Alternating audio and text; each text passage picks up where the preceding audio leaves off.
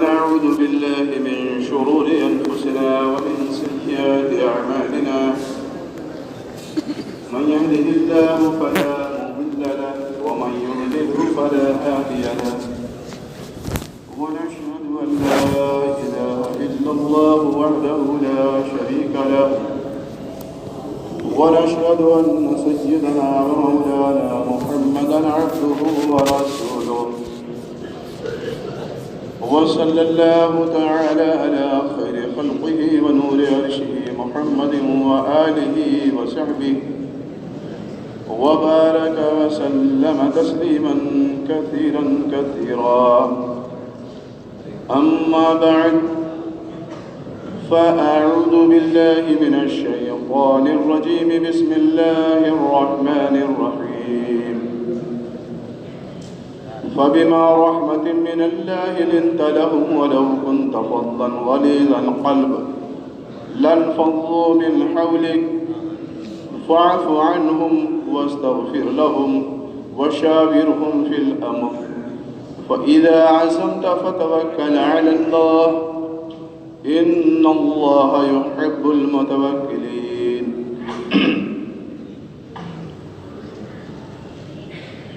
وقال رسول الله صلى الله عليه وسلم العلماء ورثة الأنبياء وإن الأنبياء لم يورثوا دينارا ولا درهما إنما ورثوا العلم فمن أخذه أخذ بحد وافر وقال رسول الله صلى الله عليه وسلم فضل العالم على العابد كفضل القمر ليلة البدر على سائر الكواكب وقال النبي صلى الله عليه وسلم العلم علمان علم في القلب فذاك علم نافع وعلم على اللسان فذاك حجة الله على ابن آدم وقال رسول الله صلى الله عليه وسلم خيركم من تعلم القرآن وعلمه أو كما قال رسول الله صلى الله عليه وسلم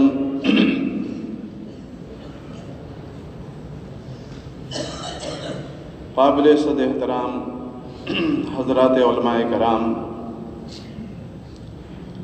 بزرگوں اور بھائیوں،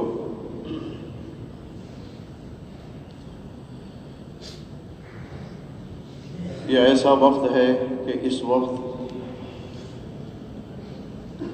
نیند کا غلبہ ہوتا ہے، آدمی کو اونگ آتی ہے۔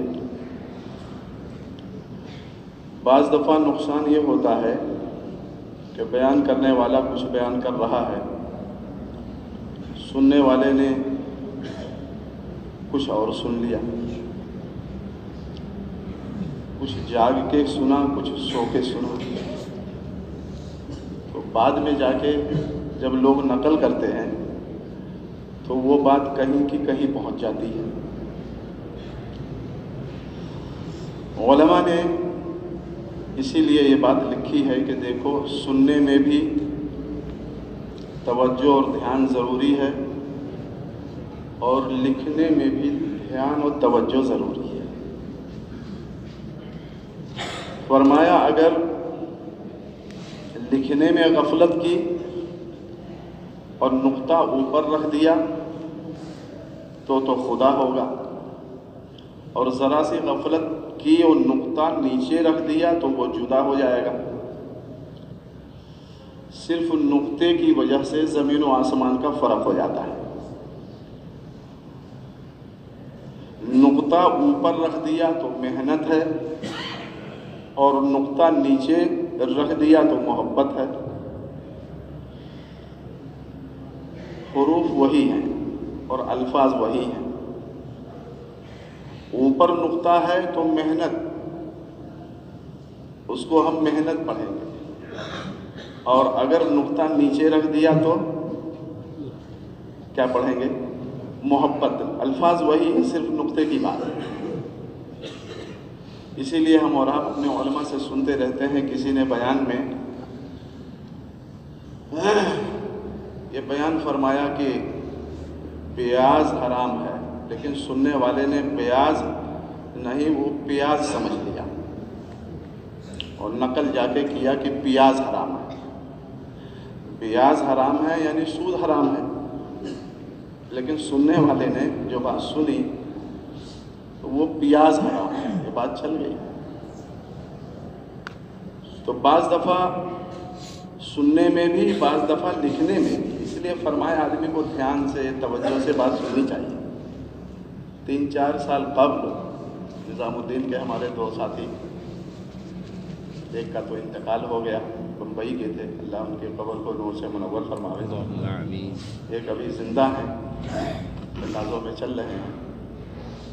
تو یہ بنگال وہ تشریف لائے تھے نظام الدین کی طرف سے۔ تو دیہات کے کسی ساتھی نے بنگال کے کسی ساتھی نے ان دونوں بزرگوں کی بات سنی، مذاکرہ سنا، تو وہ محبت میں، تعلق میں وہ ملنے کے لیے آئے دونوں کے پاس۔ تو چونکہ زبان یہاں کی الگ ہے اور کچھ اس طرح بولا جاتا ہے کہ صبر کے بجائے پیش بولا جاتا ہے، یا منہ بول کر کے بولا جاتا ہے، واو بولا جاتا ہے کسی بھی چیز میں۔ تو اس دیہات کے ساتھی نے بنگال کے، اپنے اسی صوبے کے، ان سے یہ کہا کہ یہ بتاؤ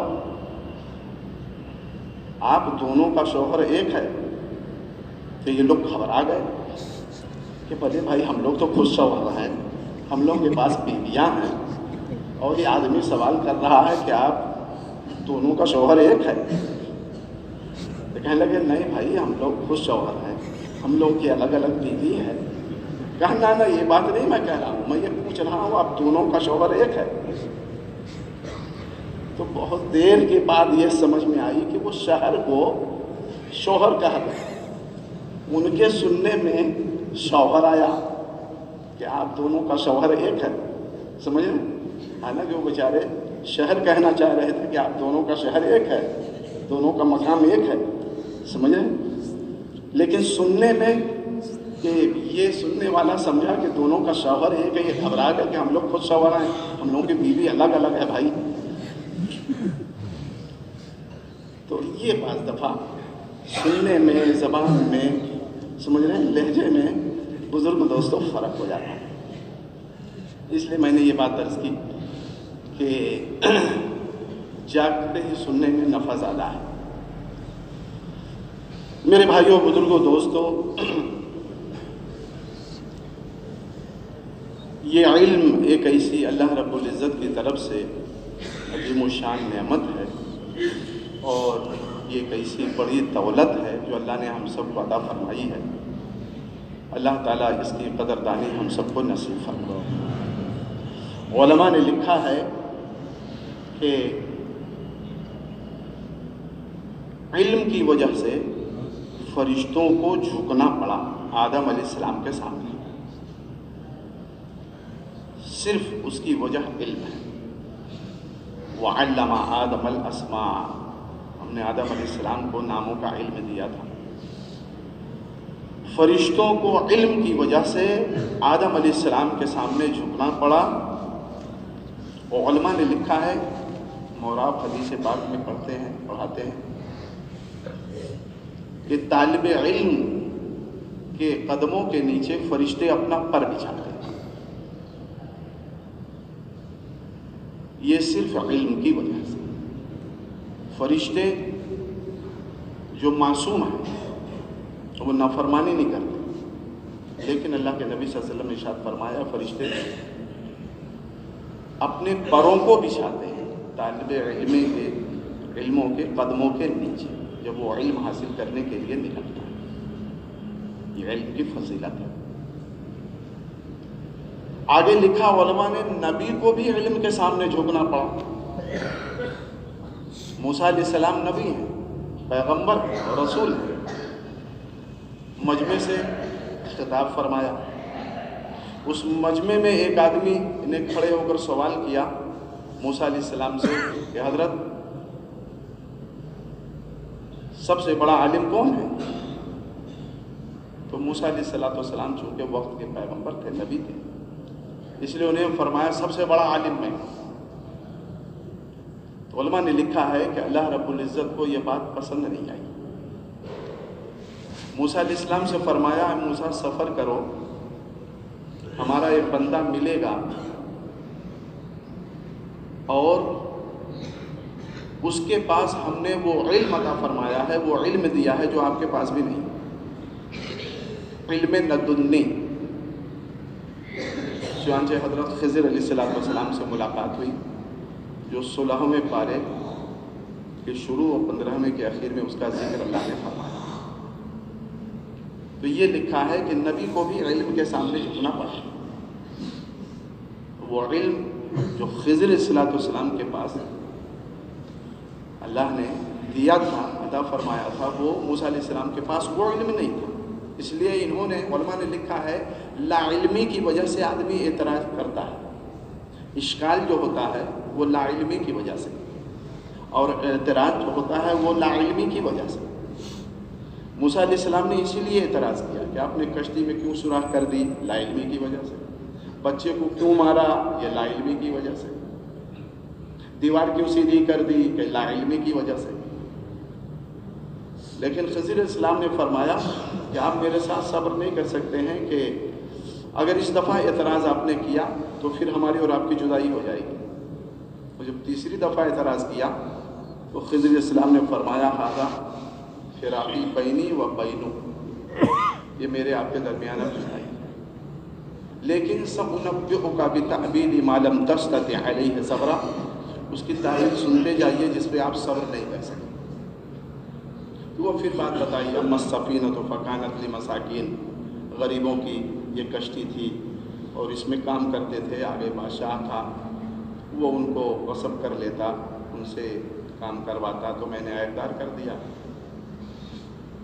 وہ اما الغلام، اور جو لڑکے کو میں نے قتل کر دیا اس کی وجہ یہ ہے فکانا ابواہ مؤمنین، اس کے ماں باپ ایمان والے تھے، یا آگے چل کے فخشینا ان یرهقاهما طغیانا وکفرا، آگے چل کے یہ ماں باپ کو یہ بچہ ستاتا اور ظلم کرتا، تو اللہ نے علم دیا تھا تو میں نے اسے قتل کر دیا، وہ آپ کے پاس علم نہیں ہے۔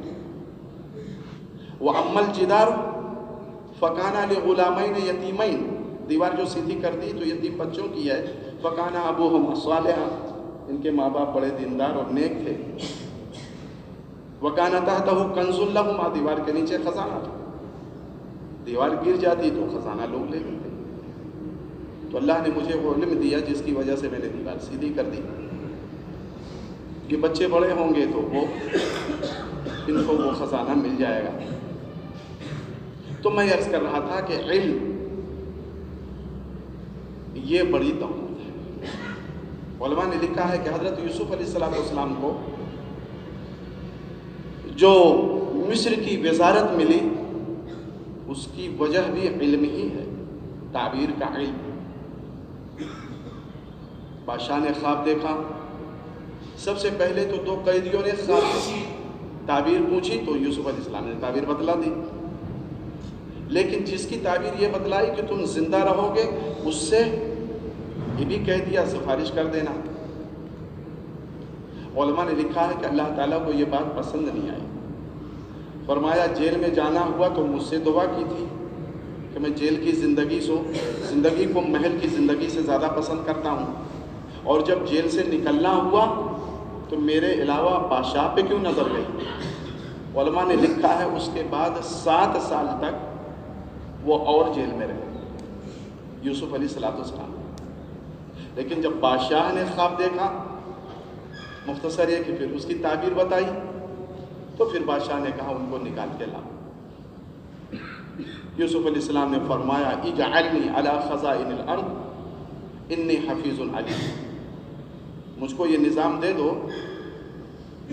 تو میں 7 سال جو قحط پڑے گا مجھے معلوم ہے کہ غلے کو کیسے رکھا جائے، علم بھی میرے پاس ہے اور تدبیر اور ترکیب بھی میرے پاس ہے۔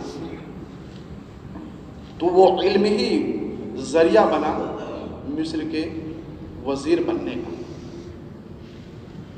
سلیمان علیہ السلام نے فرمایا علمنا منطق الطیر، مجھ کو پرندوں کی بولیاں، ان کی آوازیں اللہ نے مجھے سکھلائی ہیں۔ میں جانتا ہوں کہ ہدہد کیا کہہ رہا ہے، چیونٹی کیا کہہ رہی ہے۔ علماء نے لکھا یہ علم کی فضیلت ہے۔ حضرت مولانا محمد یوسف صاحب رحمۃ اللہ علیہ علماء کے بارے میں فرماتے تھے کہ دیکھو علماء کا مقام بھی بڑا ہے اور علماء کی شان بھی بڑی ہے اور بڑی ذمہ داری ہے، چونکہ وہ علم اللہ نے عطا فرمایا ہے جو علم قرآن ہے اور علم حدیث ہے۔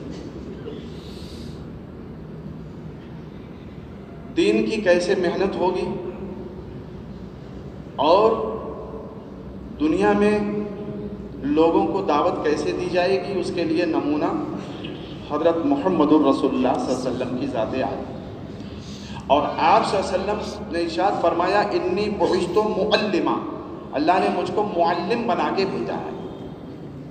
ایک بزرگ فرمانے لگے مغلے والی مسجد میں کہ اللہ کے نبی صلی اللہ علیہ وسلم نے یہ نہیں ارشاد فرمایا انی بعثت مدرسا، کہ اللہ نے مجھ کو مدرس بنا کے بھیجا، بلکہ فرمایا انی بعثت معلما، اللہ نے مجھ کو معلم بنا کے بھیجا۔ فرمایا فرق یہ ہے کہ کتاب سے دین سمجھانا یہ درس ہے اور یہ مدرس ہونا ہے، اور اپنی عملی زندگی سے دین سمجھانا یہ معلم ہونا۔ عملاً دین سکھلانا اسے معلم کہتے ہیں، اور کتاب سے دین سمجھانا اسے مدرس کہتے ہیں۔ میرے بھائیوں، بزرگوں، دوستوں، کسی بھی مقام کو اور کسی بھی مرتبے کو حاصل کرنے کے لیے قربانی شرط ہے، مجاہدہ شرط ہے۔ اس کے بغیر آدمی سربلندی حاصل نہیں کر سکتا، کسی مقام کو حاصل نہیں کر سکتا۔ درمیان میں ایک بات عرض کرتا چلوں، یہ جتنے بڑے ہمارے 4 امام گزرے ہیں، امام احمد بن حنبل رحمۃ اللہ علیہ، امام شافعی رحمۃ اللہ علیہ، امام ابو حنیفہ رحمۃ اللہ علیہ، امام مالک رحمۃ اللہ علیہ، چاروں مسلک پر ہیں، لیکن یہ امام کیسے بنے اور اتنا بڑا مقام کیسے ملا؟ صرف 1-2 واقعے کی طرف میں اشارہ کرنا چاہتا ہوں۔ میرے بھائیوں، بزرگوں، دوستوں، امام احمد بن حنبل رحمۃ اللہ لکھتے ہیں، کتابوں میں واقعہ لکھا ہے کہ میں نے جب علم حاصل کرنے کے لیے گھر سے نکلا اور میں نے شروعات کی، ابتدا کی کہ علم حاصل کروں، تو بڑی تنگی اور بڑی مفلسی کا زمانہ تھا اور بڑی غربت کا زمانہ تھا۔ پیسے نہیں تھے کہ جس سے میں کھا پی سکوں اور علم حاصل کر سکوں۔ تو فرمایا میں نے اپنی ضرورت کو پورا کرنے کے لیے معلوم کیا کہ جیسے آج کے زمانے میں بس اسٹینڈ ہیں، ٹیکسی اسٹینڈ ہیں، تو اس زمانے میں قافلے اونٹوں کے آتے تھے اور اونٹوں کے قافلے پھر جاتے تھے، جو آتے تھے تو اس سے سامان اتارا جاتا تھا اور جو جاتے تھے اس پہ سامان لادا جاتا تھا، لوڈ کیا جاتا تھا۔ امام احمد بن حنبل رحمۃ اللہ علیہ فرماتے ہیں کہ میں نے معلوم کیا یہ کہاں قافلے آتے ہیں اونٹوں کے، تو پتہ چلا فلاں جگہ، تو میں وہاں جاتا تھا، سامان کو اتارتا تھا تو مجھے کچھ مزدوری میں پیسے مل جاتے، سامان کو لاد دیتا تھا اونٹوں پہ تو مجھے کچھ پیسے مل جاتے، جس سے میں اپنے ناشتے کا، کھانے کا انتظام کرتا تھا اور علم حاصل کرتا تھا۔ امام احمد بن حنبل رحمۃ اللہ۔ آج تو الحمدللہ ساری سہولیات ہیں، کتاب بھی خریدی نہیں پڑتی، درسگاہ بنی بنائی ہے، پنکھے لگے ہوئے ہیں، کھانا ناشتہ مدرسے سے مل رہا ہے۔ حضرت قاری محمد طیب صاحب محتمم دارالعلوم دیوبند رحمۃ اللہ علیہ ایک بیان میں فرمانے لگے، اور کتاب میں لکھی بھی بات خطبات حکیم الاسلام میں، کہ علم یہ ایک ایسی دولت ہے کہ جب تک علم سیکھنے والا اپنا کل نہ دے دے، علم اپنا جز بھی نہیں دیتا۔ علم سیکھنے والا جب تک اپنا سب کچھ نہ لگا دے، کل نہ دے دے، تو علم اپنا جز بھی نہیں دیتا۔ اسی طریقے سے لکھا ہے امام شافعی رحمۃ اللہ علیہ کے بارے میں۔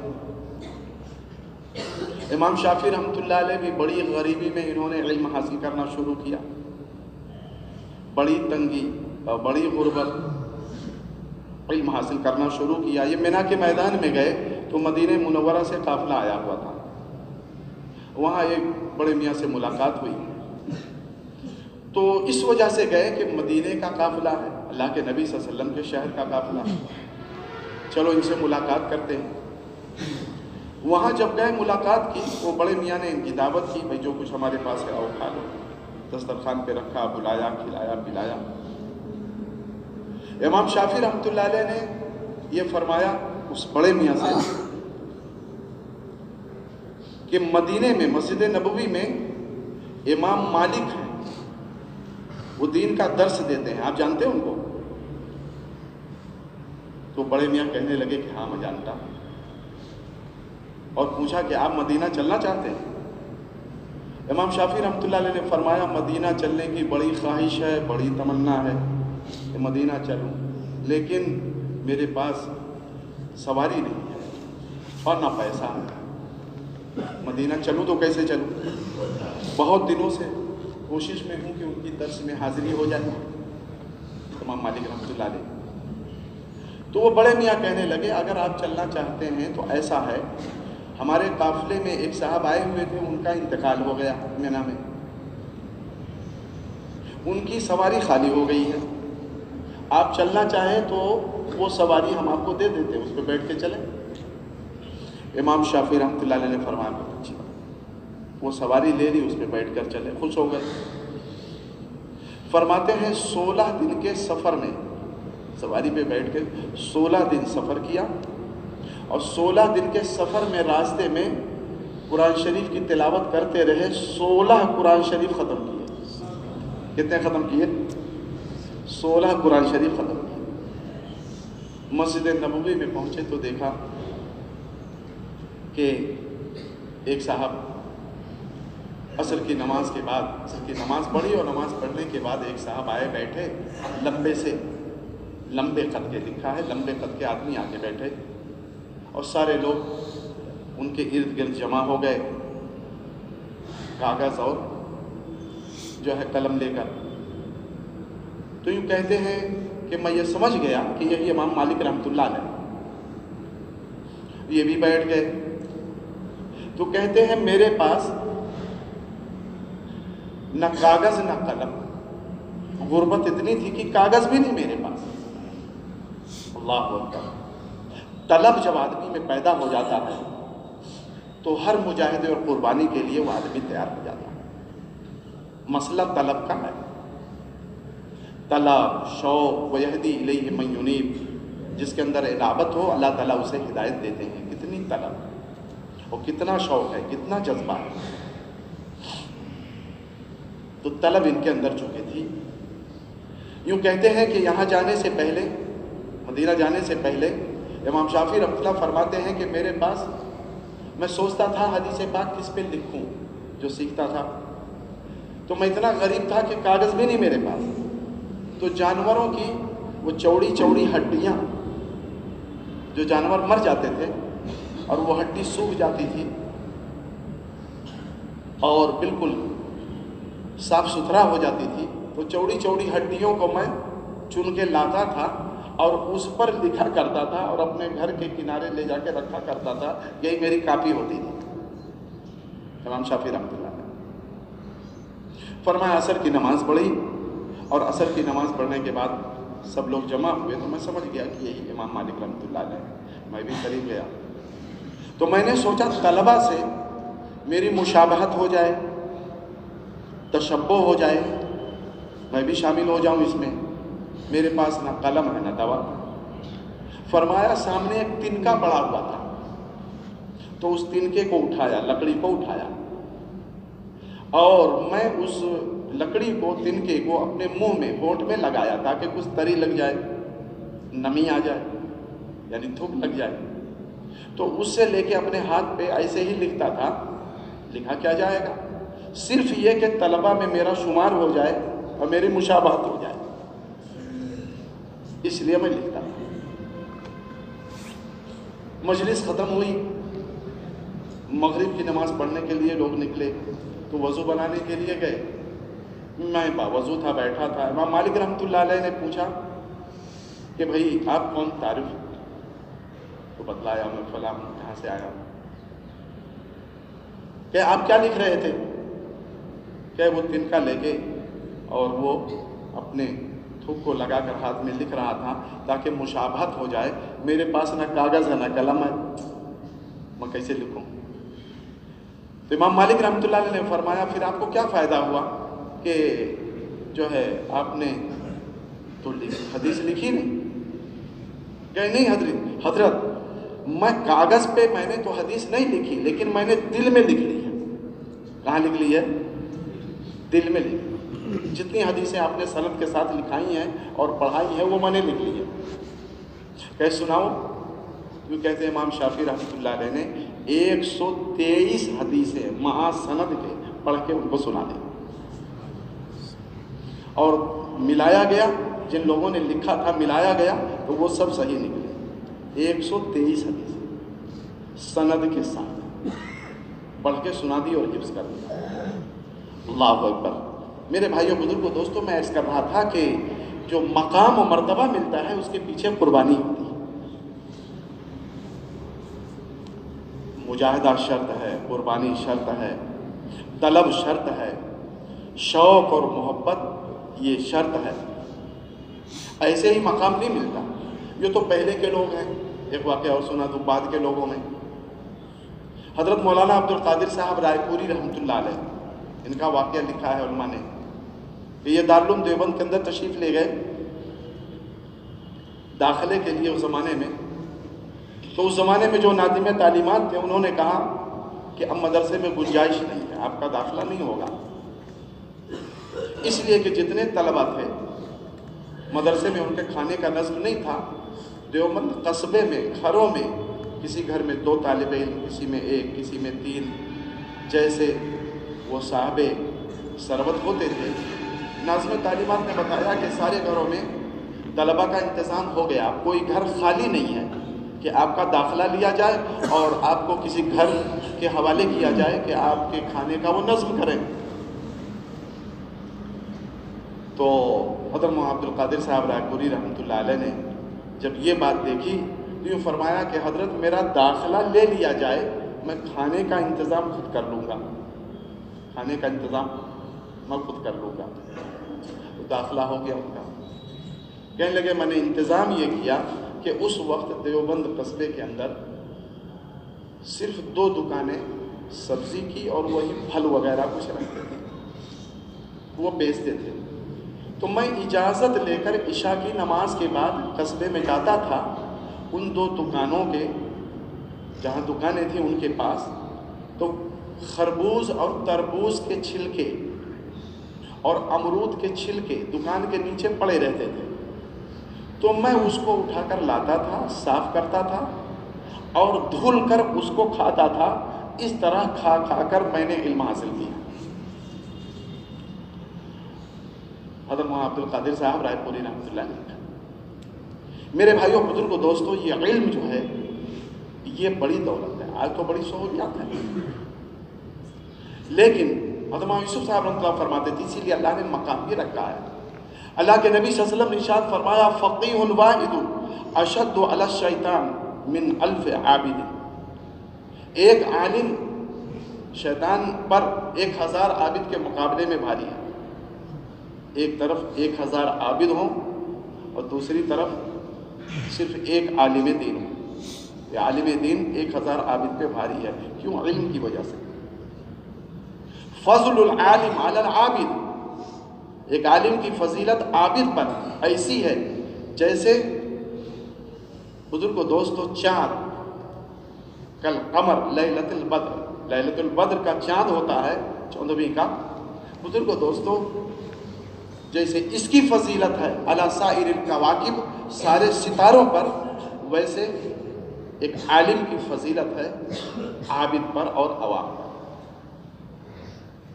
لکھا ہے کہ مطاف میں بیٹھ کر بیت اللہ شریف کو صرف دیکھنا یہ عبادت ہے، قرآن شریف کو دیکھنا عبادت ہے، والدین کی زیارت محبت کے ساتھ کرنا ایک مقبول و حج عمرے کا ثواب ملتا ہے،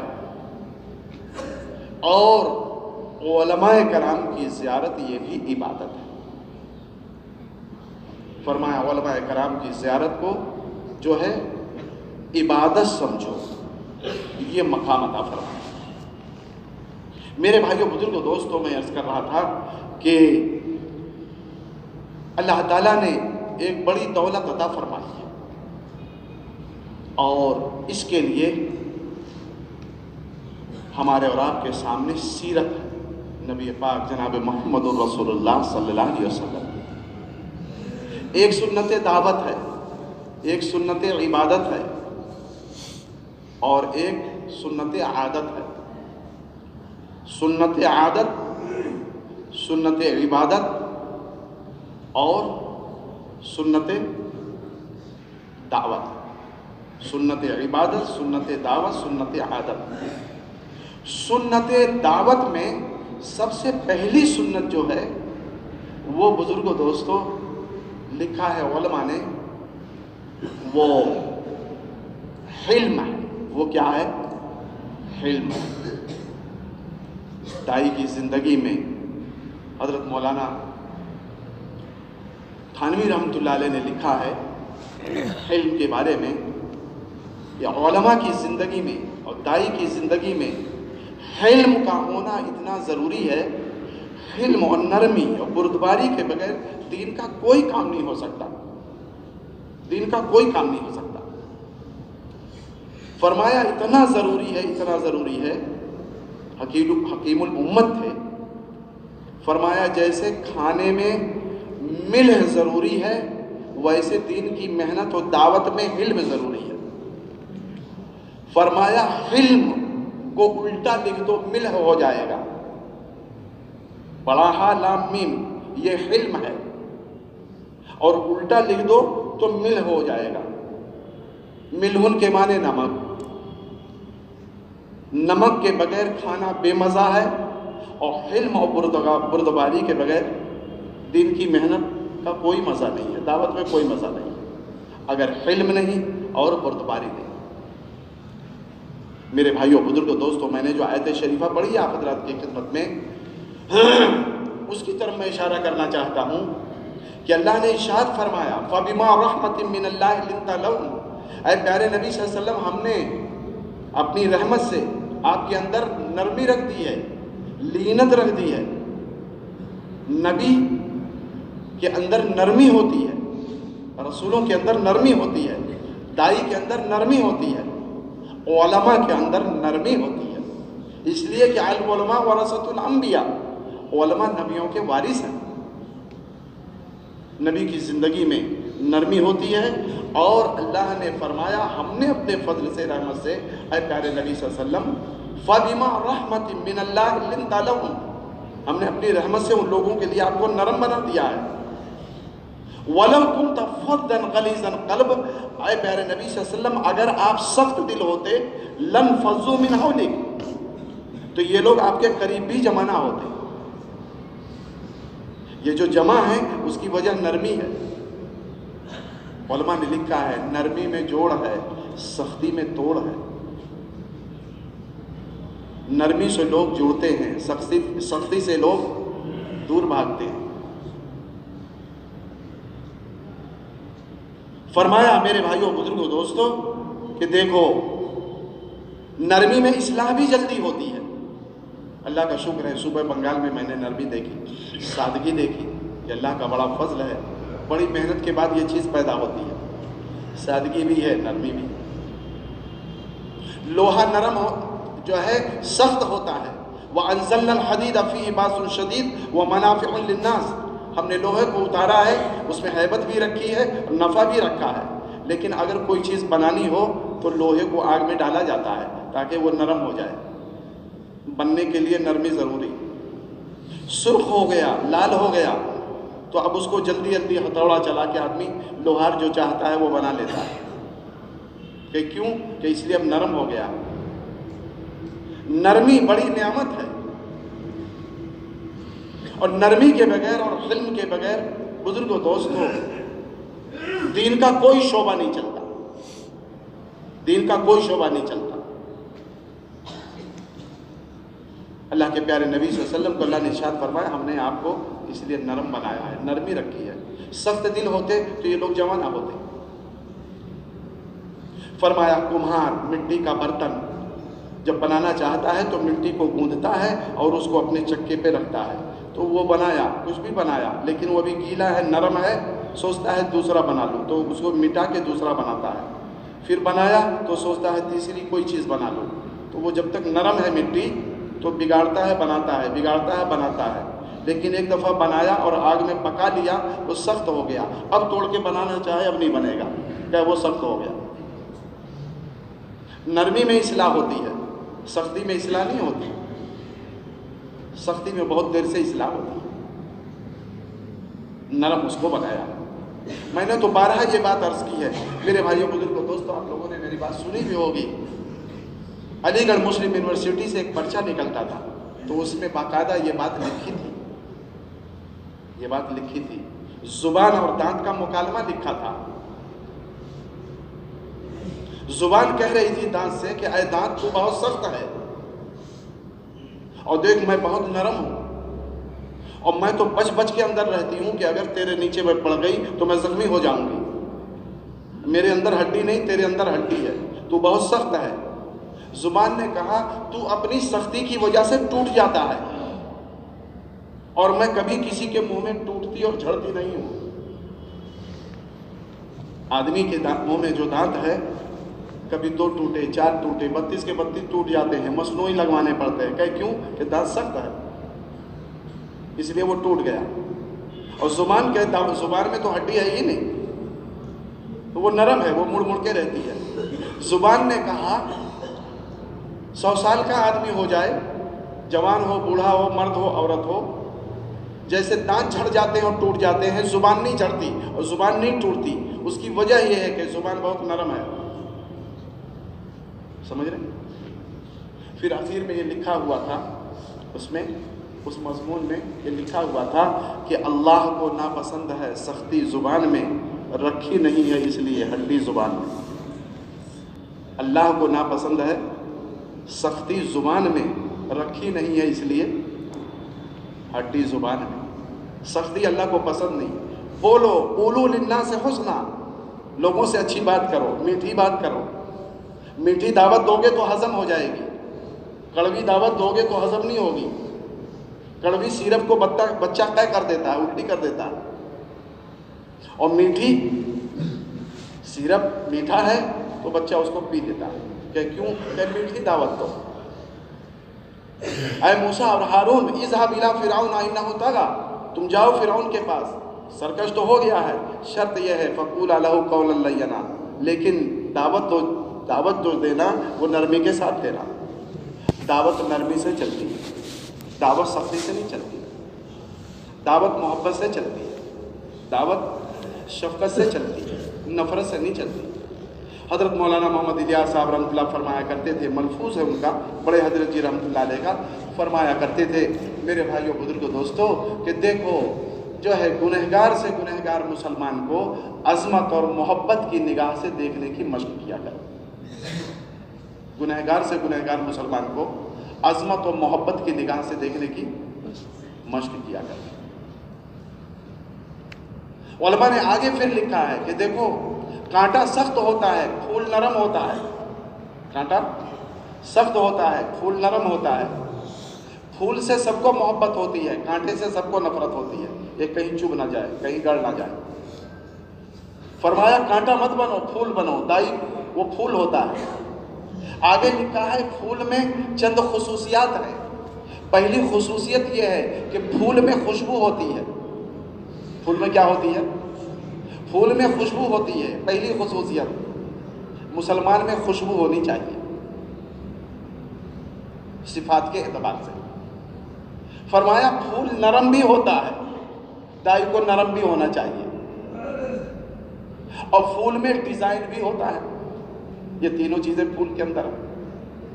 یوسف صاحب رحمۃ اللہ فرمایا کرتے تھے کہ آج کا مسلمان ایسا ہو گیا ہے جیسے کاغذ کا پھول. کاغذ کا پھول، یہ اصلی پھول نہیں. یوسف صاحب رحمۃ اللہ علیہ کے بیان میں فرمایا آج کا مسلمان ایسا ہے جیسے کاغذ کا پھول. پھول تو ہے، خوشبو نہیں. ویسے آج کا مسلمان ہے، مسلمان تو ہے، اسلام نہیں. یہ فرماتے ہیں کہ آج کا مسلمان ایسے ہو گیا جیسے کاغذ کا پھول. پھول تو ہے، خوشبو سے خالی. مسلمان تو ہے لیکن اسلام سے خالی. میرے بھائیو بزرگو دوستو، یہ فرمایا کہ لینت اور نرمی پہلی صفت ہے. فَبِمَا رَحْمَةٍ مِّنَ اللَّهِ لِنْتَ لَهُمْ، ہم نے آپ کے اندر نرمی رکھ دی ہے. اگر آپ سخت دل ہوتے تو یہ لوگ آپ کے پاس جمع نہ ہوتے. عمر رضی اللہ تعالیٰ عنہ نے ایک صحابی کو گورنر بنایا اور ایک علاقے کی گورنری ان کو دی. پرچہ دے دیا ہاتھ میں، حدیث شریف ہے. لیکن وہ اب تیار تھے جانے کے لیے. عمر رضی اللہ عنہ کی گود میں ایک بیٹا آ گیا، ایک لڑکا آ گیا. عمر رضی اللہ عنہ اس سے پیار کرنے لگے، محبت کرنے لگے. تو صحابی کہنے لگے امیر المومنین اس کو آپ نے پرچہ دیا ہے، گورنر بنایا ہے، اور آپ ایک بچے کے ساتھ اب بچے میں آپ مشغول ہو گئے، شفقت کرنے لگے، اس سے محبت کرنے لگے. عمر رضی اللہ تعالیٰ عنہ نے فرمایا کہ تمہارے بچے نہیں ہیں؟ اس نے کہا حضرت ہیں، بچے ہیں میرے، امیر المومنین بچے ہیں. کیا ان سے پیار نہیں کرتے ہو؟ گھر میں تو نہیں پیار کرتا.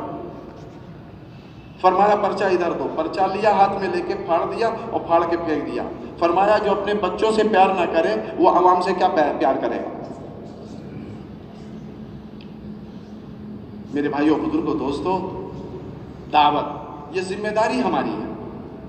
فرماتے کار نبوت کے لیے مزاج نبوت کا ہونا ضروری ہے. ہم اس کے ذمہ دار ہیں. یہ دین کا کام، یہ کار نبوت ہے. کار نبوت کے لیے مزاج نبوت کا ہونا ضروری ہے. نہج سے اگر محنت ہٹ گئی تو فرمایا کہ بزرگو دوستو خاطر خواہ فائدہ نہیں ہوگا. خاطر خواہ فائدہ نہیں ہوگا. تو پہلی چیز بزرگو دوستو یہ کیا ہے کہ دائی کے اندر یہ نرمی ہونی چاہیے اور حلم ہونا چاہیے. حلم ہونا چاہیے.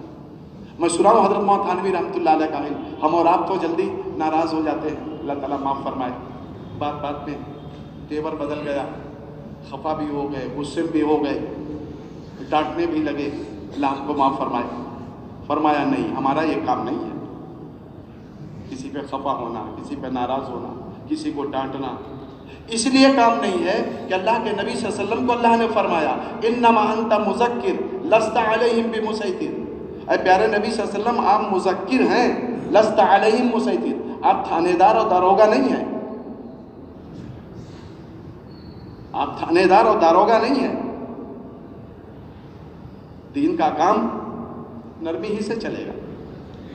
آپ تفسیر اٹھا کے دے دیے. بزرگو دوستو کیا ترجمہ لکھا ہے اس کا؟ لست علیہم بمسیطر کا. انما انت مذکر، آپ مذکر ہیں. لست علیہم بمسیطر، آپ تھانے دار اور حاکم نہیں ہیں.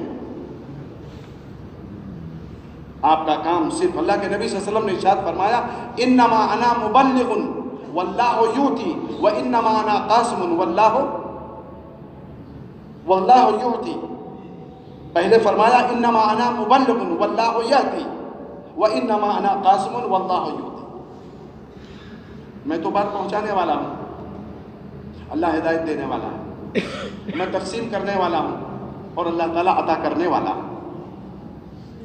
اللہ کے نبی صلی اللہ علیہ وسلم نے ارشاد فرمایا. آپ صلی اللہ علیہ وسلم کا علم، یہ مولانا تھانوی رحمۃ اللہ بارے میں عرض کر رہا تھا. مولانا تھانوی رحمۃ اللہ علیہ کا واقعہ لکھا کتابوں میں، حکیم الامت، ہزاروں کتابوں کے مصنف. ایک جگہ جلسے میں تشریف لے گئے مولانا تھانوی رحمۃ اللہ علیہ.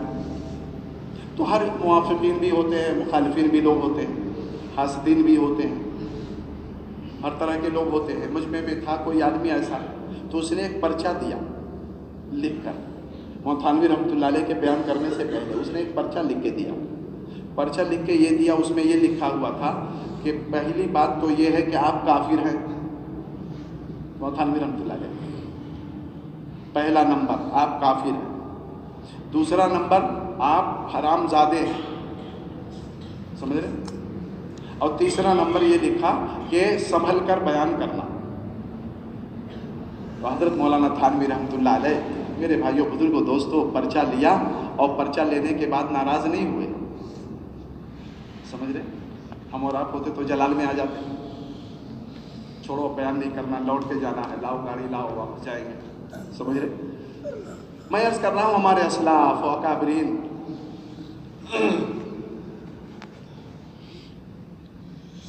पूरे मजमे के सामने पर्चा निकाला। मौलाना थानवी रहमतुल्लाह ने फरमाया, भाई मजमे से एक पर्चा आया है, एक साहब ने दिया है, और पर्चे में ये लिखा है कि आप काफिर हैं, आप हरामजादे हैं, और बयान बहुत संभल कर सोच कर करना। तो पहली बात तो लिखा है आप काफिर हैं, तो पूरे मजमे के सामने मैं कलमा पढ़ता हूँ, ला इलाहा इल्लल्लाह मुहम्मदुर रसूलुल्लाह सल्लल्लाहु अलैहि वसल्लम, अब मुसलमान हो गया। फरमाया दूसरी बात यह है कि इस मजमे में ऐसे लोग हैं कि जो लोग गवाह हैं कि हमारे वालिद के निकाह में शामिल हुए थे, तो वो गवाह हैं, किसी को पूछना हो तो जाके वो पूछ ले और तहकीक कर ले कि मैं जो है हरामजादा नहीं हूँ और मेरे वालिद ने निकाह किया था, उसके बाद मैं पैदा हुआ, समझ। और तीसरी बात यह है, लिखा है कि संभल कर सोच कर बयान करना। तो फरमाया मैं चंदा हासिल करने के लिए नहीं आया हूँ, आप लोगों से चंदा लेने के लिए, मैं दीन की बात बताने आया हूँ, मैं तो खरी खरी सुनाऊंगा, क्योंकि उनका उसूल अलग था, जो बात होगी वो तो मैं सही बताऊंगा। अब पूरा मजमा मुतवज्जे हो गया, अल्लाहु अकबर। मेरे भाइयों बुजुर्गों, तो हदीस शरीफ में है कि जब आदमी होते होते ना तो उसको गुस्सा आ जाता है, तो गुस्सा जब आ जाता है तो फिर वो अक्ल जो है काम करना छोड़ देती है गुस्से में। अल्लाह के नबी सल्लल्लाहु अलैहि वसल्लम ने इरशाद फरमाया, इन्नल गज़ब मिनश शैतान, ये गुस्सा जो है ये शैतान की तरफ से है। वश्शैतानु खुलिक़ मिनन नार, शैतान आग से बनाया गया है। वन्नारु तुत्फ़अ मिनल मा, और आग को पानी से बुझाया जाता है। फमन यग़ज़ब मिनकुम फलयतवज़्ज़ा, तो किसी को गुस्सा आ जाए तो उसे चाहिए वज़ू बना ले। क्या बना ले? वज़ू बना ले। गुस्से में आदमी, बाज़ लोगों की हिकमत होती है दुनियावी कामों में कि अगर काम बिगाड़ना है तो इसको रहते रहते ऐसा बोलो, ऐसा कहो, गुस्सा दिला दो, और जब इसे गुस्सा आ जाएगा तो फिर यह मुनासिब हरकत करेगा, नामुनासिब हरकत करेगा, फिर हम कामयाब हो जाएंगे। काम बनाना है तो सामने वाले को गुस्सा दिला दो, वो गुस्से में आ जाए तो उसकी अकल ख़त्म हो जाएगी। इन्नल ग़ज़ब मिनश शैतान, ये गुस्सा जो है ये शैतान की तरफ से है। वह शैतान खुलिक़ मिनन नार, और शैतान आग से बनाया गया। वन्नारु तुत्फ़अ मिनल मा, और आग को पानी से बुझाया जाता है। फमन यग़ज़ब मिनकुम फलयतवज़्ज़ा, तुम में किसी को गुस्सा आ जाए तो चाहिए कि उसको वज़ू बना ले ताकि उसका गुस्सा ठंडा हो जाए, खड़ा हो तो बैठ जाए। मेरे भाइयों बुजुर्गों दोस्तों, मैं अर्ज़ कर रहा था हिल्म की बात। अल्लाह के प्यारे नबी जनाब मुहम्मदुर रसूलुल्लाह सल्लल्लाहु अलैहि वसल्लम औरतों पे भी बड़ा हिल्म फरमाते थे।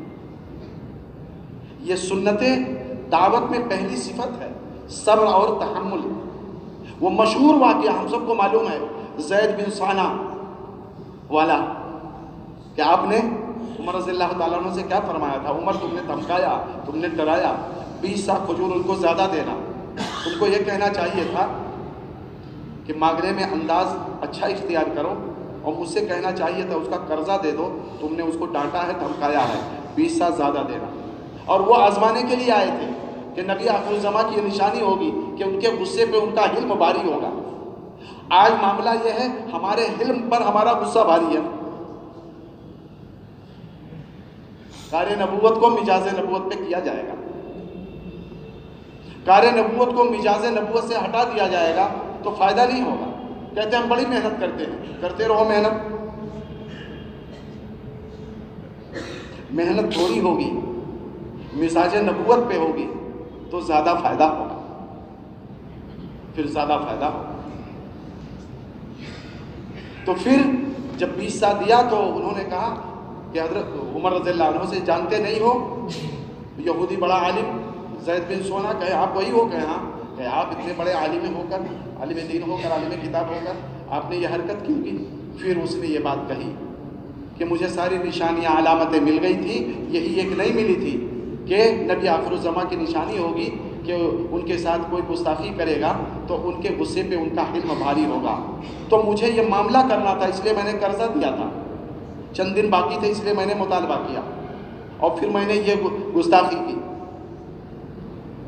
فرمایا اب ایمان قبول کیا، اور ایمان قبول کرنے کے بعد اللہ کے نبی صلی اللہ علیہ وسلم کی خدمت میں حاضر ہوئے اور کہا کہ میری آدھی جائیداد آپ کی پوری امت پہ وقف ہے. حضور پاک صلی اللہ علیہ وسلم نے ارشاد فرمایا میری امت تو ابھی بہت آئے گی قیامت تک. یہ کہو بعض امت پہ وقف ہے، بعض امت پہ نشانی مل گئی. علم. حضور پاک صلی اللہ علیہ وسلم اپنے گھر میں موجود تھے. آپ غور فرمائیں، گھر میں موجود ہیں اور امی جان حضرت عائشہ رضی اللہ تعالیٰ عنہ یہ موجود ہیں. آپ سے بات ہو رہی ہے. حضور پاک صلی اللہ علیہ وسلم عائشہ رضی اللہ تعالیٰ عنہ سے کچھ بات ہو رہی ہے، آپس میں کچھ تکرار، اور تکرار ہو ہی رہی تھی کہ ابو بکر صدیق رضی اللہ تعالیٰ عنہ آ گئے. عائشہ رضی اللہ عنہ کے والد محترم، حضور پاک صلی اللہ علیہ وسلم کے خسر، دونوں میں تکرار ہو رہی تھی کہ ابو بکر رضی اللہ تعالیٰ عنہ آ گئے. حضور پاک صلی اللہ علیہ وسلم نے ارشاد فرمایا ابو بکر تم آ گئے ہو تو ایسا کرو میرے اور عائشہ میں فیصلہ کر دو. سمجھ گئے؟ تم حکم بن جاؤ، فیصل بن جاؤ اور میرے اور عائشہ کے درمیان تم فیصلہ کر دو، تم ان کے باپ کو. تو عائشہ رضی اللہ تعالیٰ عنہ سے آپ صلی اللہ علیہ وسلم نے فرمایا عائشہ بتاؤ، تم پہلے اپنی بات بتاؤ گی میں بتاؤں گا؟ حضور پاک صلی اللہ علیہ وسلم فرمایا عائشہ تم بتاؤ میں بتاؤں؟ قصہ جو بات ہوئی ہے ہمارے تمہارے درمیان یا تم بتاؤ گے؟ عائشہ رضی اللہ تعالیٰ عنہ نے جو ہے فرمایا کہ آپ بتائیے، میں نہیں بتاؤں گی آپ بتائیے. لیکن آگے یہ بھی کہہ دیا کہ دیکھیے صحیح صحیح بتائیے گا. ابو بکر رضی اللہ تعالیٰ عنہ جب یہ کہا تو ابو بکر رضی اللہ تعالیٰ عنہ فرمایا عائشہ تجھ کو تیری ماں روئے اور ہاتھ اٹھایا مارنے کے لیے تو اللہ کے نبی صلی اللہ علیہ وسلم نے اوپر ہی سے ہاتھ پکڑ لیا. ابو بکر رضی اللہ عنہ کا ہاتھ اوپر سے پکڑ لیا اور حضرت عائشہ رضی اللہ تعالیٰ عنہ دوڑ کے آئیں نبی پاک صلی اللہ علیہ وسلم کے پیچھے پیٹھ کی طرف چھپ گئی کہ ہمارے والد ہیں. اور ابو بکر رضی اللہ تعالیٰ عنہ نے فرمایا کہ تو کیا کہتی ہے؟ اللہ کے نبی صلی اللہ علیہ وسلم ہے، ان سے تو کہتی ہے صحیح صحیح بتانا، کیا یہ غلط بتائیں گے؟ تو نے کیوں کہا یہ کہ صحیح صحیح بتانا؟ تو عائشہ رضی اللہ تعالیٰ عنہ سمجھ گئی کہیں پھر نہ مارے ہم کو، تو ہاتھ تو پکڑ لیا اللہ کے نبی صلی اللہ علیہ وسلم نے. اور اس کے بعد پھر جو ہے وہ جب آ کے پیچھے چھپ گئی آپ صلی اللہ علیہ وسلم کے پیچھے تو اللہ کے نبی صلی اللہ علیہ وسلم نے ارشاد فرمایا ابو بکر اب تم جاؤ، ہمارا دونوں کا مسئلہ حل ہو گیا، اب مارنے کی ضرورت نہیں ہے، جاؤ واپس جاؤ. اللہ اکبر. حلم کی بات ایک معاشرہ ہے، آپ صلی اللہ علیہ وسلم کی سیرت ہے، مزاج نبوت ہے. اللہ کے نبی صلی اللہ علیہ وسلم تشریف لا رہے ہیں، تشریف لا رہے ہیں. عائشہ رضی اللہ تعالیٰ عنہ پانی پی رہی پیالے میں. ان کو محبت میں کبھی کبھی حمیرہ فرماتے تھے، حمیرہ بھی لگا تھا. آپ صلی اللہ علیہ وسلم تشریف لا رہے ہیں، وہ پانی پی رہی تو دور ہی سے کہا ارے عائشہ، ارے حمیرہ، پورا پانی مت پی جانا، میرے لیے بھی بچا دینا. اللہ اکبر. پورا پانی مت پینا، میرے لیے بھی بچا دینا. عائشہ رضی اللہ تعالیٰ عنہ نے بزرگ کو دوستوں پانی بچا دیا اور اس کے بعد تشریف لایا، پانی ہاتھ میں دے دیا تو آپ نے یہ فرمایا عائشہ یہ بتاؤ تم نے پیالے کے کس جانب اپنا ہونٹ لگایا تھا، میں بھی وہیں سے پیوں گا. یہ رہن سہن، رہن سہن، آپ کا حلم، آپ کی نرمی، لوگ جان نچھاور کرتے تھے. یہ عملی دعوت ہے. وہاں یوسف صاحب رحمۃ اللہ فرماتے جب مسلمان اسلام کو عملی طور پر لے کر چلے گا تو اسلام پھیلے گا، اور جب لے کر نقل و حرکت میں نہیں رہے گا تو اسلام کا علم پھیلے گا، اسلام نہیں پھیلے گا۔ مولانا الیاس صاحب رحمۃ اللہ فرماتے تھے کہ ہمارے اس کام کی جو کام کا مقصد ہے وہ احیاء سنت ہے۔ کیا ہے؟ احیاء سنت ہے، اتباع سنت دعوت کی زینت ہے، اتباع سنت دعوت کی خوبصورتی ہے، اتباع سنت ہی میں ہدایت ہے، اتباع سنت اس کام کی روح ہے، اتباع سنت اس کام کی جان ہے اور خوبصورتی ہے۔ فرمایا جو عمل اور جو محنت سنت کے مطابق ہوگا وہی مجاہدہ ہوگا، اور مجاہدے ہی میں ہدایت ہے، اور جو عمل اور محنت خلاف سنت ہوگا، رواجی طریقوں پہ ہوگا، تو وہ مجاہدہ نہیں ہوگا، وہ مشقت ہوگا۔ مشقت پہ ہدایت کا وعدہ نہیں ہے، ہدایت پہ جو ہے مجاہدے پہ ہدایت کا وعدہ ہے۔ ہدایت کا جو وعدہ ہے وہ مجاہدے پہ ہے۔ والذین جاہدوا فینا لنہدینہم سبلنا وان اللہ لمع المحسنین۔ مجاہدے پہ ہدایت کا وعدہ ہے۔ امام یوسف صاحب رحمۃ اللہ علیہ نے فرمایا، میرے بھائیوں بزرگوں دوستو، کہ جیسے پھل کے گودے کی حفاظت اس کے چھلکے میں ہے، پھل کے گودے کی حفاظت اس کے چھلکے میں ہے، ویسے معاشرے کی حفاظت اتباع سنت میں ہے۔ معاشرے کی حفاظت کس میں ہے؟ وہ اتباع سنت میں ہے۔ امام یوسف صاحب رحمۃ اللہ علیہ نے یہ فرمایا، اللہ نماز پڑھنا اللہ کا حکم ہے، روزہ رکھنا اللہ کا حکم ہے، زکوٰۃ دینا اللہ کا حکم ہے، حج کرنا اللہ کا حکم ہے، ایسے نبی صلی اللہ علیہ وسلم کی اتباع کرنا اللہ کا حکم ہے۔ نبی صلی اللہ علیہ وسلم کی اتباع کرنا اللہ کا حکم ہے، اور اس اتباع میں دین کی محنت بھی شامل ہے، اس اتباع میں دین کی محنت بھی شامل ہے۔ تو دین کی محنت اس لیے کرنی کہ اللہ کے نبی صلی اللہ علیہ وسلم کی اتباع کرنی، اور دین کی محنت اتباع میں شامل ہے۔ اس لیے دعوت کار نبوت کو مزاج نبوت پہ کرنا، کار نبوت کو مزاج نبوت پہ کرنا۔ میرے بھائیوں بزرگوں دوستوں، علم میں عرض کر رہا تھا اللہ کے نبی صلی اللہ علیہ وسلم کا عملی دعوت لے کے چلتے تھے۔ ایک یہودیہ بیمار ہے، اللہ کے نبی صلی اللہ علیہ وسلم کو خبر ہوئی کہ وہ بہت دنوں سے نظر نہیں آ رہی، وہ بیمار ہے۔ آپ نے حضرت ابوبکر رضی اللہ تعالیٰ عنہ کو ساتھ لیا، عمر رضی اللہ تعالیٰ عنہ کو ساتھ لیا، چلو اس کی عیادت میں چلتے ہیں۔ اس کی عیادت میں تشریف لے گئے تو اس نے اپنی ایک بیٹی کو جس کی شادی کر دی تھی بلا رکھی تھی خدمت کے لیے، وہ بیٹھی ہوئی تھی، یہودیہ عورت لیٹی ہوئی تھی۔ وہ بیٹی کہنے لگی، دیکھو جس کو تم برا بھلا کہتی تھی اور جن کے راستے میں تو کوڑا کرکٹ ڈالتی تھی، آج وہ آ رہے ہیں اپنے 2 ساتھیوں کے ساتھ اور 2 وزیروں کے ساتھ، وہ آ رہے ہیں تمہارے پاس۔ وہ ڈری اور سہمی ہوئی تھی۔ اللہ کے نبی صلی اللہ علیہ وسلم تشریف لائے، فرمایا کیسی تمہاری طبیعت ہے، کیسی تمہاری حالت ہے، تم گھبراؤ نہیں، ڈرو نہیں، میں تو یہ پوچھنے کے لیے آیا ہوں کہ تم بیمار چل رہی ہو، تمہاری کیسی طبیعت ہے اور کس طرح تم ہو، اور تم کو میں دیکھنے کے لیے آیا۔ اللہ اکبر۔ وما ارسلناک الا رحمۃ للعالمین، ہم نے آپ کو رحمت بنا کے بھیجا۔ آپ کی سیرت، میرے بھائیوں بزرگوں دوستوں، عملی دین کو لے کے چلنا۔ فرمایا راستے کا جاننا یہ علم ہے، اور راستے پہ چلنا یہ عمل ہے۔ راستے کا جاننا یہ علم ہے، اور راستے پہ چلنا یہ عمل ہے۔ علم و عمل دونوں ضروری ہے، علم و عمل۔ مولانا یوسف صاحب رحمۃ اللہ نے لکھا ہے کہ بزرگوں دوستوں، کنویں کے اندر 3 باتیں ہیں۔ کنویں میں ایک تو پستی ہے، کنویں میں ایک تو پستی ہے، کنویں میں دوسرے جمود ہے، اور کنویں میں تیسری بات استغنا ہے۔ کنویں کے اندر، کنویں میں پستی ہے، پانی نیچے ہے، اور دوسرے جمود ہے، رکا ہوا ہے، اور تیسرے استغنا ہے کہ کسی کو ضرورت ہو تو آوے لے جائے، ورنہ ہم نہیں کسی کو دیتے پانی۔ مولانا یوسف صاحب رحمۃ اللہ نے لکھا ہے، لیکن بادل کے اندر بھی 3 باتیں ہیں۔ بادل میں پستی نہیں ہے، بادل میں بلندی ہے، بادل میں جمود نہیں ہے، بادل میں حرکت ہے، اور بادل میں استغنا نہیں ہے، وہ سب جگہ برستا ہے۔ فرمایا علماء جو ہیں وہ کنواں نہیں ہے، وہ بادل ہے۔ علماء کرام وہ کنواں نہیں ہے، وہ بادل ہے۔ بادل کی حرکت زمین کے لیے رحمت ہے، علماء کرام کی نقل و حرکت امت کے لیے رحمت ہے۔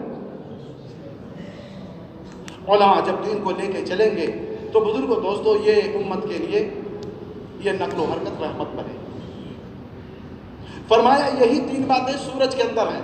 مولانا یوسف صاحب رحمۃ اللہ علیہ 3 باتیں سورج کے اندر ہیں۔ سورج روشنی لے کے چلتا ہے، نکلتا ہے، سورج میں حرکت بھی ہے، اور تیسری بات یہ ہے کہ سورج کسی سے اجرت نہیں لیتا۔ دائی میں یہ 3 باتیں ہونی چاہیے، وہ سورج کی طرح روشنی لے کر نکلے، یہ دین کے ساتھ چلے، نقل و حرکت میں رہے، اور دین کا یہ اصول ہے ان اجریہ الا علی اللہ، اس کا بدلہ ہم مخلوق سے نہیں چاہتے، اس کا بدلہ اللہ سے چاہتے ہیں۔ کس سے چاہتے ہیں؟ اللہ سے چاہتے ہیں۔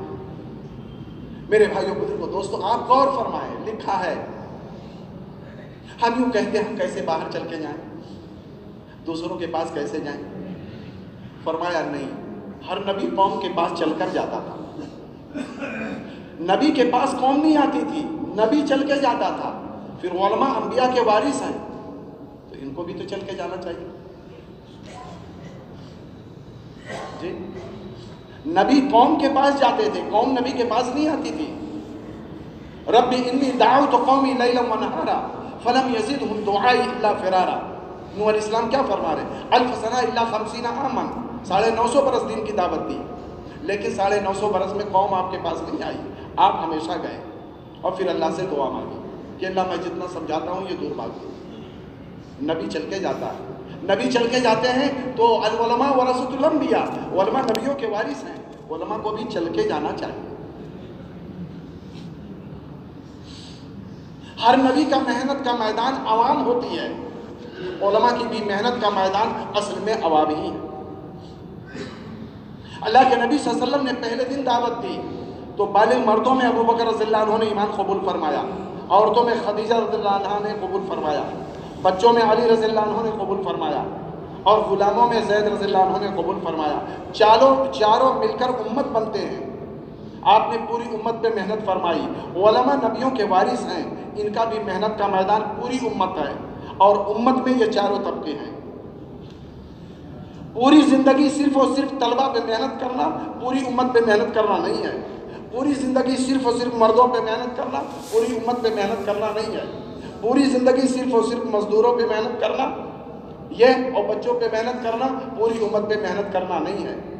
بچوں پہ بھی محنت ہوگی، مزدوروں پہ بھی محنت ہوگی، اور بالغ مردوں پہ بھی محنت ہوگی، اور عورتوں پہ بھی محنت ہوگی۔ حضور پاک صلی اللہ علیہ وسلم عالمی نبی ہیں، عالمی نبی کی وراثت میں علماء کو ذمہ داری وراثت دی گئی ہے، تو علماء کی بھی محنت عالمی ہونی چاہیے، علماء کی بھی محنت، ان کی فکر عالمی ہونی چاہیے، ان کی سوچ عالمی ہونی چاہیے۔ ہم امام ہیں تو ہماری محنت کا میدان صرف ہماری مسجد نہیں ہے، ہم مدرس ہیں تو ہماری محنت کا میدان صرف ہمارا ادارہ نہیں ہے کہ صاحب اس 4 دیواری کے باہر اس سے ہم سے کچھ لینا دینا نہیں ہے۔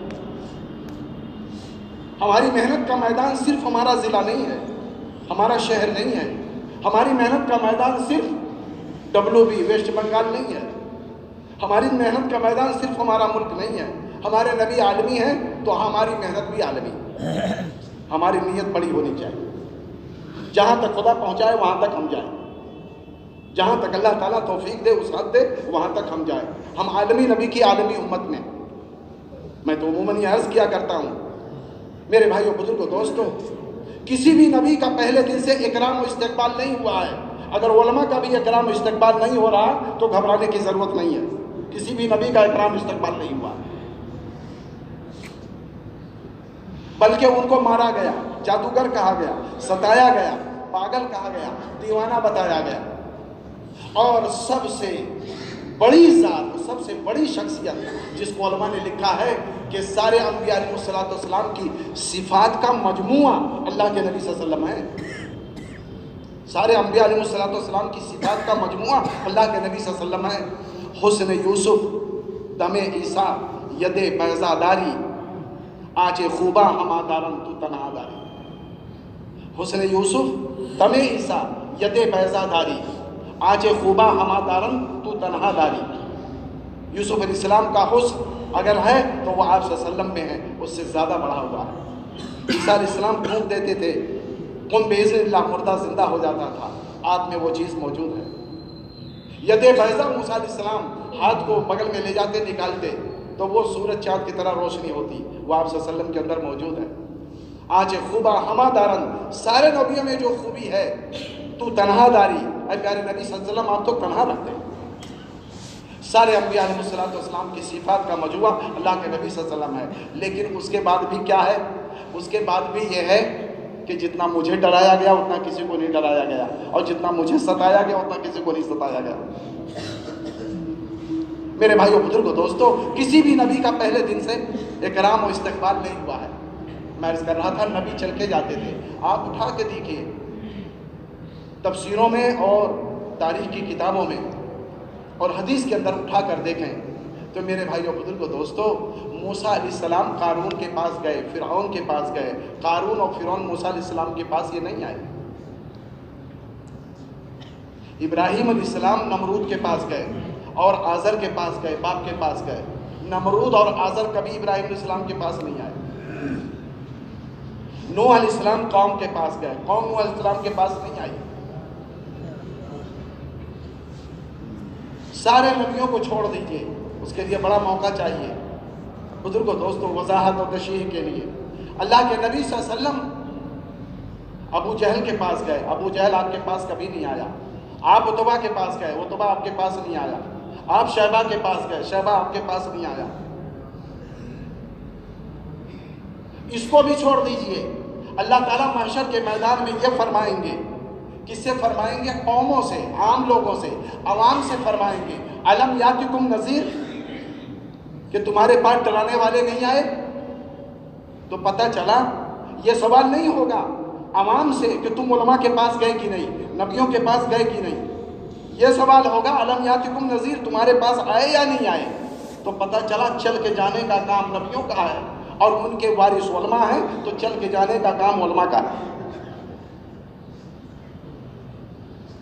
یہ کہنا وہ جانے ان کا کام جانے، میرے بھائیوں بزرگوں دوستو، یہ بات مناسب نہیں ہے، یہ بات بالکل مناسب نہیں ہے۔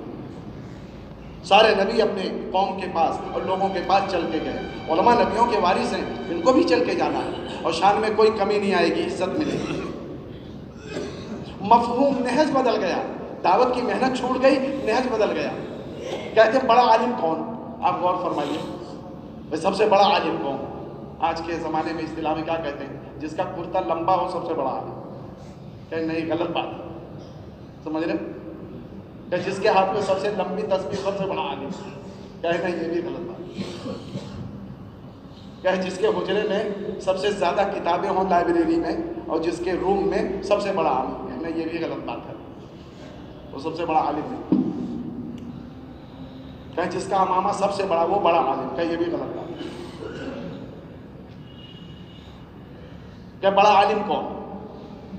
ایک سوال ہے، علماء نے لکھا کتاب میں، بڑا عالم کون؟ میرے بھائیو بزرگ، تو ایک صحابی حاضر ہوئے، حاضر ہونے کے بعد انہوں نے کہا یا رسول اللہ صلی اللہ علیہ وسلم، میں بڑا عالم بننا چاہتا ہوں، علامہ بننا چاہتا ہوں۔ اللہ کے نبی صلی اللہ علیہ وسلم نے ارشاد فرمایا اتق اللہ تکن عالم الناس، اتق اللہ تکن عالم الناس، اپنے اندر تقوی پیدا کر لو، اپنے اندر تقوی پیدا کر لو، سب سے بڑے عالم ہو جاؤ گے۔ کیا فرمایا؟ حدیث شریف، اتق اللہ تکن عالم الناس، تقوی پیدا کر لو، سب سے بڑے عالم ہو جاؤ گے۔ کہتے کلمے کا کیا مقصد ہے؟ من قال لا الہ الا اللہ مخلصا دخل الجنہ، جو اخلاص کے ساتھ کلمہ پڑھے گا وہ جنت میں جائے گا۔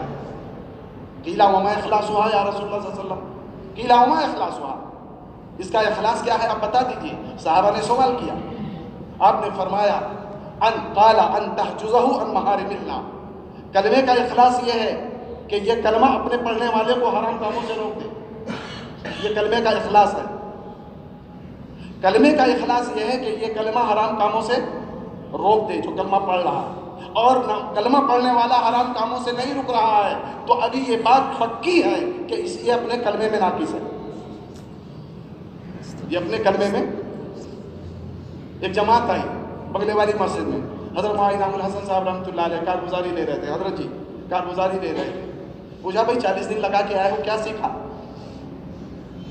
تو ساتھی تھے تو کہنے لگے کہ حضرت جو ہے 6 نمبر سیکھ لیے. اچھا 6 نمبر سیکھ لیے؟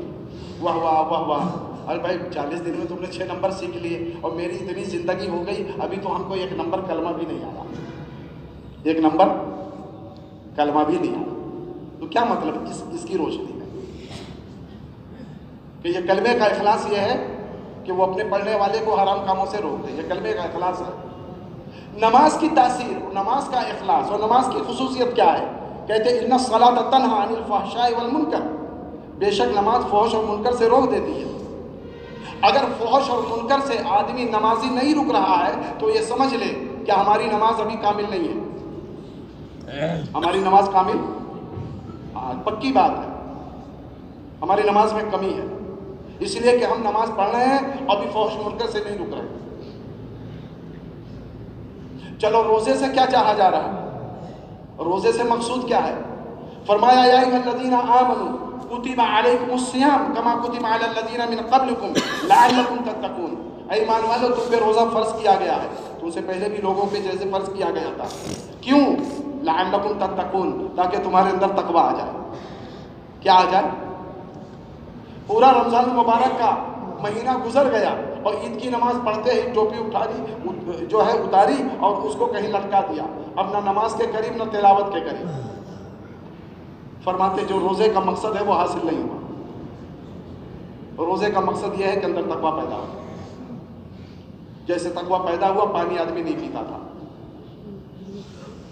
فرمایا علم کا مقصد کیا ہے؟ علم کا مقصد کیا ہے یہ میں عرض کرنا چاہتا ہوں. بڑا عالم کون ہے؟ فرمایا انما یخشی اللہ من عبادہ العلماء. علم کی خاصیت یہ ہے کہ اس کے اندر تقویٰ، وہ خشیت پیدا ہو جائے، اللہ کا خوف پیدا ہو جائے.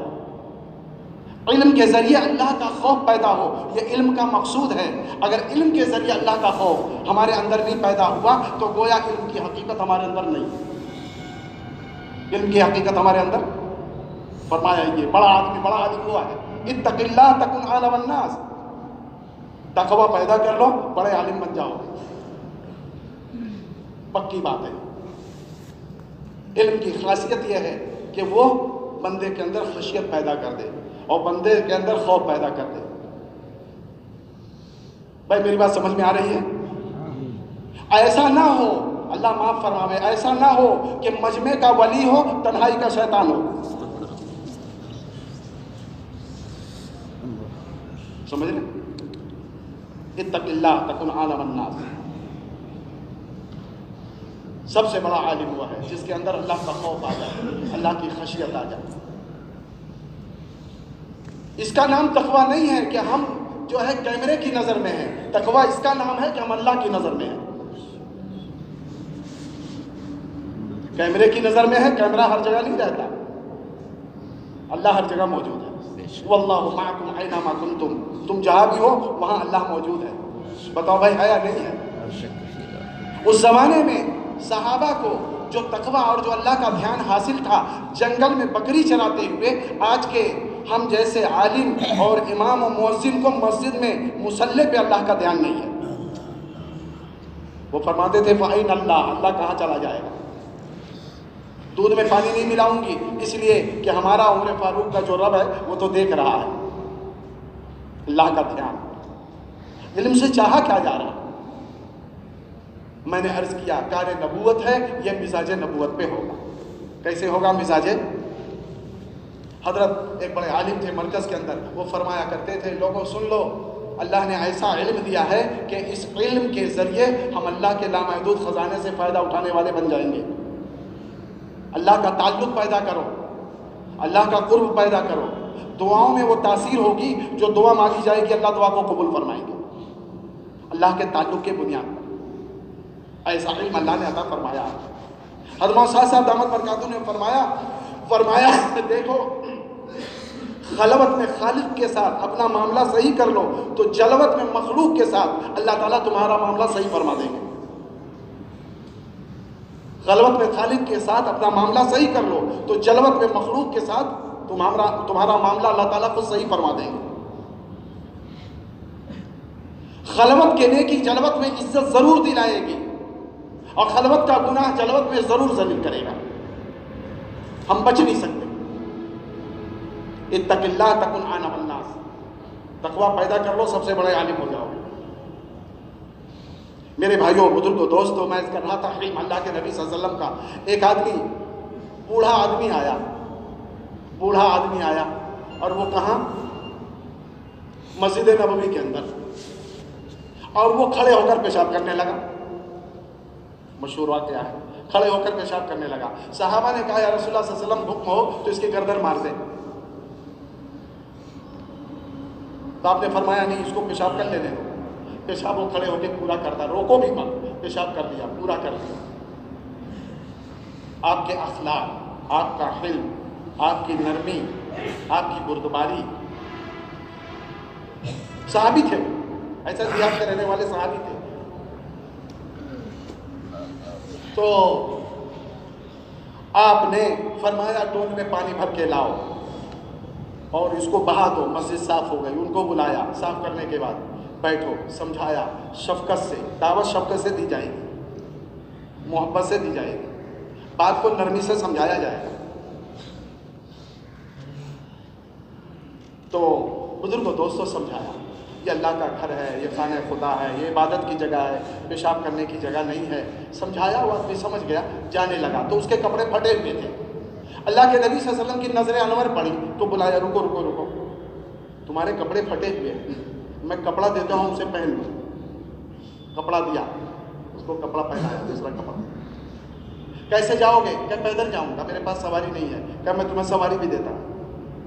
اللہ اکبر، میں تمہیں سواری بھی دیتا ہوں. کس کے لیے؟ جس نے مسجد میں پیشاب کیا، اس کو کپڑا دیا جا رہا ہے، اس کو سواری بھی دی جا رہی ہے. میرے بھائیوں، بزرگوں، دوستوں، دل بڑا ہونا چاہیے. دل بڑا ہونا چاہیے. ہم تو یہ طے کر لیتے، کسی سے انبن ہو گئی کہ جب تک اس کو مجلس میں بدنام نہ کروں اور اس کو ذلیل نہ کروں اور جب تک بدلہ لے لوں، اس وقت تو میں خاموش بیٹھ نہیں سکتا. چاہے ہم کو 1000 پرچے نکالنے پڑے، رسائل نکالنے پڑے، جریدے نکالنے پڑے، اخبار میں دینا پڑے، بدنام کرنا ہے اس کو. مولانا یوسف صاحب رحمۃ اللہ علیہ کے بیانات کے اندر ایک بات ہے. فرمایا کہ آدمی کا مزاج یہ بن گیا ہے کہ اگر کسی کے عیب کو دیکھ لیتا ہے تو جلدی بیان کرنا چاہتا ہے کہ میں کیسے جلدی لوگوں سے ملوں، بیان کروں. سمجھ رہے ہیں؟ کسی کے عیب کو دیکھ لیا تو سوچتا ہے میں جلدی بیان کروں، جلدی بیان کروں. مولانا یوسف صاحب رحمۃ اللہ فرمایا حالانکہ فرشتے جو دونوں کندھوں پہ جو متعین ہیں، کرامن کاتبین، فرمایا اگر آدمی کوئی غلطی و گناہ کر لیتا ہے تو دائنا فرشتہ بائیں کو روکتا ہے، ابھی مت لکھو، 2-4-5 گھنٹے مہلت دے دو، ہو سکتا ہے توبہ کر دے. فرشتہ کو مہلت دیتا ہے. اور یہاں آدمی سوچتا ہے عیب دیکھ لیا ہوں، جلدی سے بتا دو.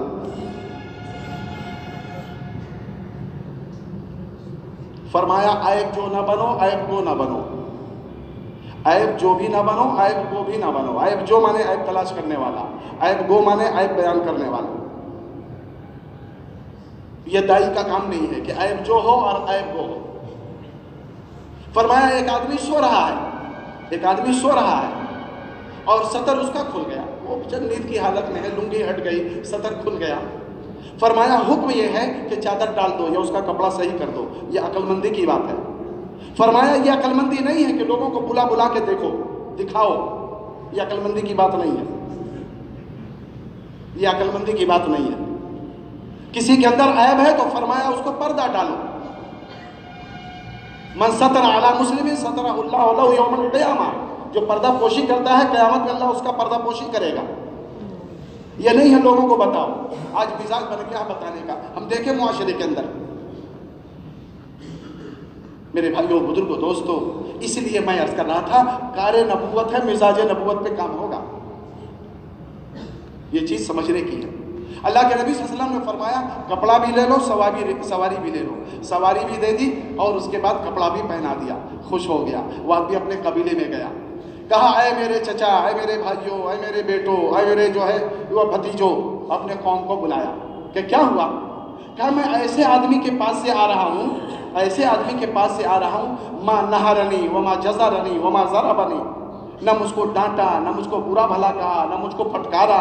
मैं ऐसे आदमी के पास से आ रहा हूँ, करीम आदमी, शफीक आदमी, रहीम आदमी। माँ ज़रबनी व माँ जज़रनी व माँ नहरनी, न डांटा, न मारा, न फटकारा। और मैंने ये हरकत की और मुझको कपड़ा भी दे दिया, मुझको सवारी भी दे दी। लोग कहने लगे हमको भी ले चलो उनके पास। अपने कबीले के 300 आदमियों को लेकर आए और वो 300 आदमियों ने ईमान कबूल कर लिया। कार नबूवत के लिए मेरे भाइयों बुजुर्गों दोस्तों मिजाज नबूवत चाहिए। क्या चाहिए? मिजाज नबूवत चाहिए। अल्लाह के नबी सल्लल्लाहु अलैहि वसल्लम सफ़र में तशरीफ ले जा रहे हैं, सफ़र में आपने मिसवाक ली और मिसवाक को 2 मिसवाक बनाई, एक टेढ़ी मिसवाक और एक सीधी मिसवाक। हदीस शरीफ में 2 मिसवाक। एक साहबी आपके साथ थे, आपने अपने साथी को वो सीधी वाली मिसवाक दी, टेढ़ी मिसवाक खुद रखी।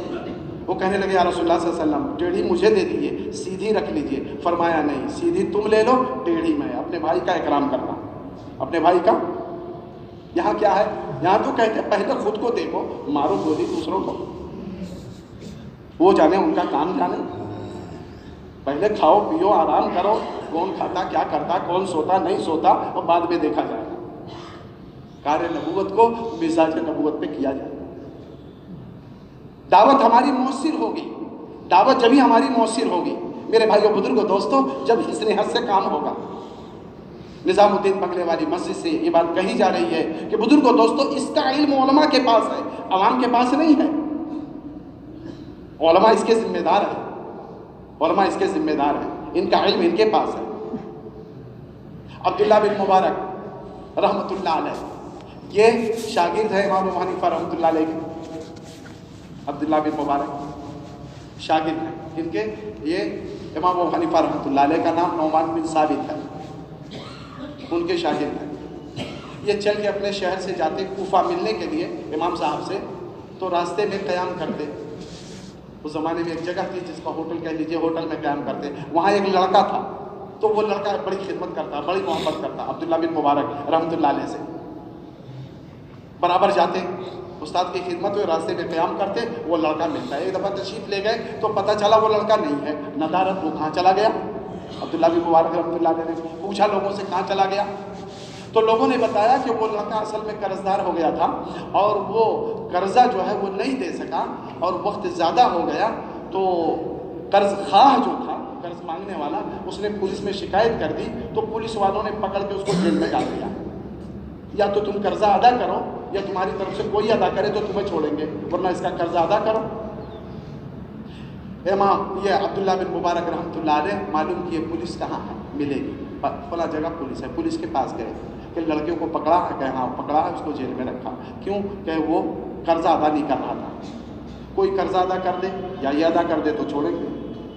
तो फरमाया एक शर्त है, शर्त ये है कि कभी भी जाहिर मत करना कि फला ने पैसा दिया, ये मैं उसका कर्जा अदा करता हूँ, तुम उसको छोड़ दो और मेरे जाने के बाद छोड़ना। पुलिस ने उस कर्ज खाह को बुलाया, लो भाई तुम अपना पैसा लो, पैसा मिल गया। पुलिस ने कहा कि हाँ अच्छी बात, आपकी बात हम माने। अब्दुल्लाह बिन मुबारक रहमतुल्लाह अलैह ये वापस चले आए, लड़के को छोड़ दिया। पुलिस ने कहा किसी ने पैसा तुम्हारा अदा कर दिया, कर्जा अदा कर दिया, तुमको छोड़ दिया जाता। दोबारा फिर अब्दुल्लाह बिन मुबारक रहमतुल्लाह अलैह आए तो लड़का मिला। तो फरमाया क्या हुआ भाई, तुम कुछ दिन गायब थे? कहे हजरत ऐसा हुआ था कि मैं कर्जदार हो गया था और मुझसे अदा नहीं हो पा रहा था कर्जा, तो इसलिए पुलिस ने मुझे जेल में डाल दिया था। तो कैसे छूटे फिर? कहे छूटा इसलिए कि कोई अल्लाह का बंदा आया, उसने मेरी तरफ से कर्जा अदा कर दिया तो मैं छूट गया, अल्लाह उसको जज़ाए खैर दे। किसी ने मेरा कर्जा अदा कर दिया। कहा अच्छा, बहुत अच्छा, चलो तुम छूट तो गए, समझ रहे? हाँ बहुत अच्छा, तो छूट गए। میرے بھائیوں بزرگوں دوستوں، جب آتے جاتے تو وہ کہتا حضرت وہ بڑا اچھا آدمی تھا، میں جانتا بھی نہیں ہوں اسے، اس نے قرضہ میری طرف سے ادا کر دیا، میں جیل سے رہا ہو گیا، وہ بڑا اچھا آدمی تھا۔ کہتے بہت اچھی بات، بہت اچھی بات، تم جیل سے چھوٹ تو گئے۔ میرے بھائیوں بزرگوں دوستوں، لا تبطلوا صدقاتکم بالمن والعزا، اپنی نیکیوں کو، اپنے صدقات کو احسان جتلا کر اور تکلیف پہنچا کر ضائع مت کرنا۔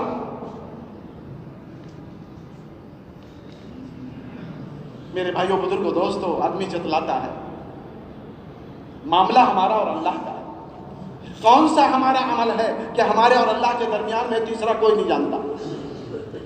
کون سا عمل ہمارا ہے کہ ہمارے اور اللہ کے درمیان میں تیسرا کوئی نہیں جانتا؟ نیکی کر دریا میں ڈال، نیکی کر دریا میں ڈال، کوئی معاوضہ نہیں، کسی سے کوئی تعریف نہیں، کوئی جزاک اللہ ماشاء اللہ نہیں، اللہ کے لیے ہے۔ کس کے لیے ہے؟ جب جب جاتے ہیں تو وہ کہتا حضرت وہ پتہ ہی نہیں چلا کون آدمی تھا، میرا قرض ادا کر دیا اور میں جیل سے رہا ہو گیا، ورنہ تو میں جیل میں ہوتا، حضرت معلوم نہیں کون آدمی تھا، پتہ نہیں چلا وہ کس نے ادا کر دیا۔ عبداللہ بن مبارک رحمۃ اللہ علیہ کا جب انتقال ہو گیا تو میرے بھائیوں بزرگوں دوستوں، اس پولیس نے بلایا اور پولیس نے بلا کے کہا اس لڑکے سے کہ تمہارا قرضہ جو تمہارے پاس وہ صاحب آتے تھے کوفہ جاتے وقت، وہ عبداللہ بن مبارک انہوں نے ادا کیا تھا۔ انہوں نے کہا تھا میرے مرنے کے بعد اس لڑکے سے، وہ پتہ نہیں اسے، لیکن پولیس نے بتایا، یہ بتانا زندگی میں نہیں ظاہر ہوا کہ انہوں نے دیا۔ وہ لڑکا سوچنے پہ مجبور ہو گیا۔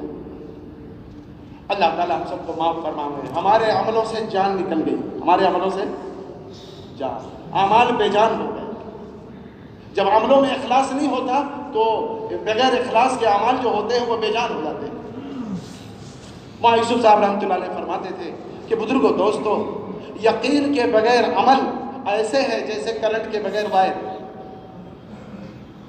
اگر یقین و اخلاص نہ ہو عمل بے جان ہے، جسم بے جان ہو جائے سڑ جاتا ہے، عمل بے جان ہو جائے عمل بھی سڑ جاتا ہے۔ انما الاعمال بالنیات۔ عمر فاروق رضی اللہ تعالیٰ عنہ ہے، عمر فاروق رضی اللہ تعالیٰ عنہ غلام کو ساتھ لیا، چلو مدینے کے باہر چلیں گے، تو گئے، مشہور تعلیم کے حلقوں میں اور آپ سنتے ہیں، دیکھا ایک عورت آگ جلائے ہوئے ہے اور اس پہ ڈیگچی ہانڈی رکھے ہوئے ہے اور لڑکے کچھ رو رہے ہیں۔ قریب گئے اجازت لے کے، فرمایا کیوں بچے رو رہے ہیں؟ کہ بھوک کی وجہ سے۔ کہ ہانڈی میں کیا ہے؟ کہ کچھ نہیں ہے، خالی ہانڈی ہے، آگ میں پانی ڈال کے رکھ رکھا ہے، لڑکے یہ سمجھ جائیں کہ یہ کچھ پک رہا ہے لیکن پک کچھ نہیں رہا، تاکہ یہ تسلی میں انتظار میں روتے روتے یہ سو جائے، ہے کچھ نہیں۔ آگے اس غریب عورت نے کہا میرا، حضرت پہچانتی تھی نہیں، میرا اور حضرت عمر کا فیصلہ اللہ کرے گا قیامت میں، وہ ہمارے امیر بنے ہیں اور میری خبر بھی نہیں دیتے۔ عمر رضی اللہ عنہ فرمایا بیچاری کہ فرمایا کہ عمر کو تمہارے حالت کی کیا خبر؟ فرمایا جب امیر بنے ہیں تمہیں خبر لینی چاہیے۔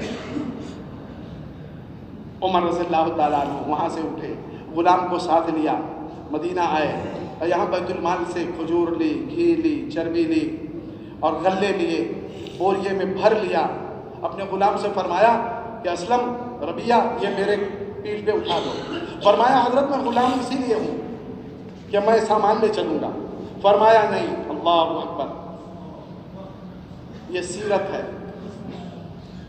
یہ دعوت کا کام کار نبوت مزاج نبوت پہ ہوگا۔ فرمایا قیامت میں کیا میرے بوجھ کو تم اٹھاؤ گے؟ مجھے ہی اٹھانا پڑے گا۔ پیٹ پہ اٹھایا، لے کے گئے، وہاں رکھا اور اس کے بعد آگ جلائی اور پھر اسے ہانڈی میں ڈالا، پکایا، پھونک مارتے رہے، پنجاب داڑھی سے دھواں نکلتا رہا اور جب تک کون ہے امیر المومنین ہے؟ مولانا یوسف صاحب رحمۃ اللہ فرماتے تھے جو اس کام کے ذریعے تفاخر اور تعارف کا طالب ہو وہ مخلص نہیں ہو سکتا۔ جو دین کی محنت کے ذریعے اور دعوت کے ذریعے تعارف اور تفاخر کا طالب ہو وہ مخلص نہیں ہو سکتا۔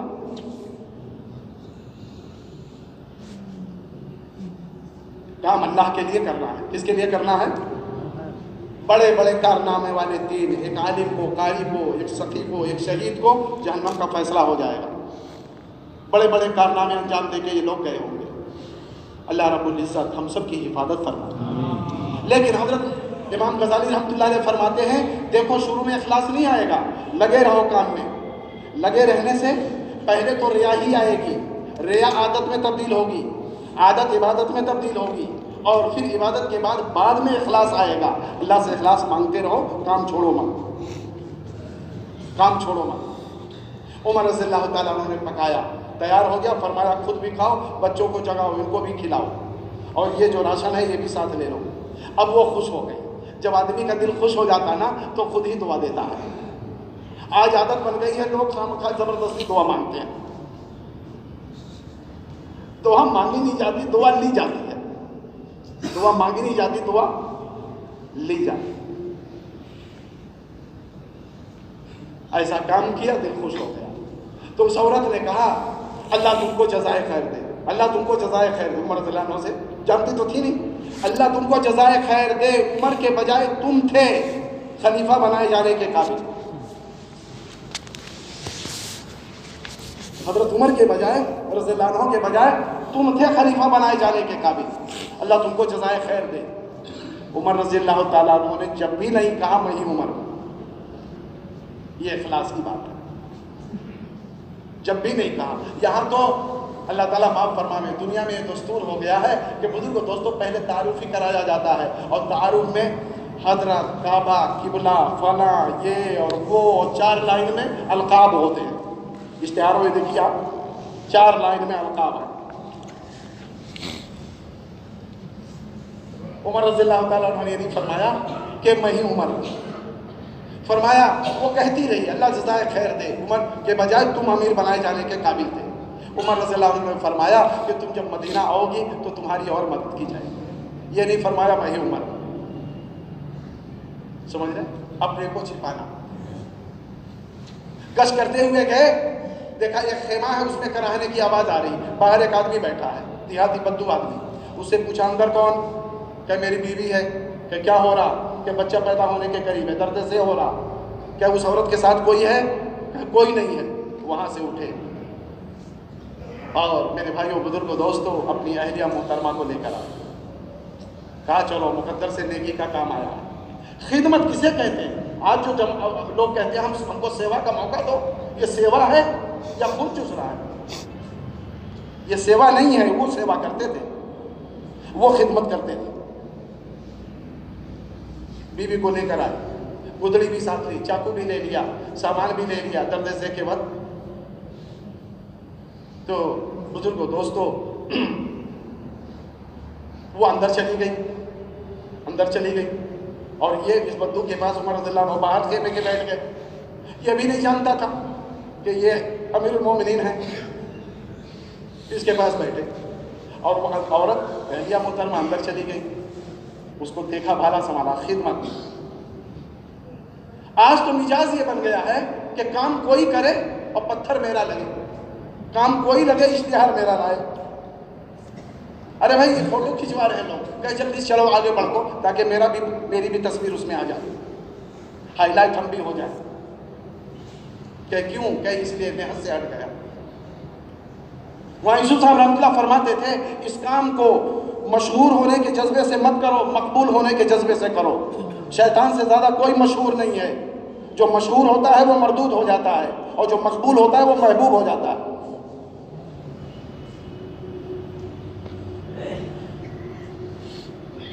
اور جو مردود اس لیے ہوا کہ اس نے صرف یہ کہا تھا انا خیر منہ، میں ان سے بہتر ہوں، خلقتنی من نار وخلقتہ من طین، مجھ کو آگ سے بنایا، ان کو مٹی سے بنایا، میں ان سے بہتر ہوں۔ آج اللہ معاف فرماوے ہم سب کی زبانوں پہ یہی جملہ، میں ان سے اچھا ہوں، میں ان سے اچھا ہوں۔ یہ شیطان کا جملہ ہے، میں ان سے اچھا ہوں، مجھ سے سب اچھے ہیں، یہ ایمان کا جملہ ہے۔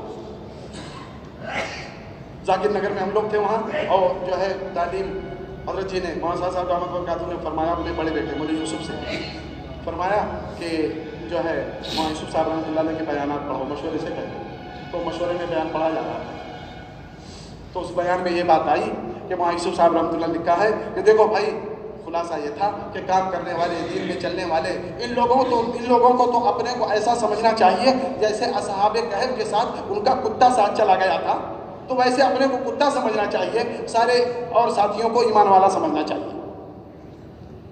ہماری مثال تو اصحاب کہف کے کتے جیسی ہے، لیکن کون برداشت کرے گا اسے؟ کون برداشت کرے گا اسے؟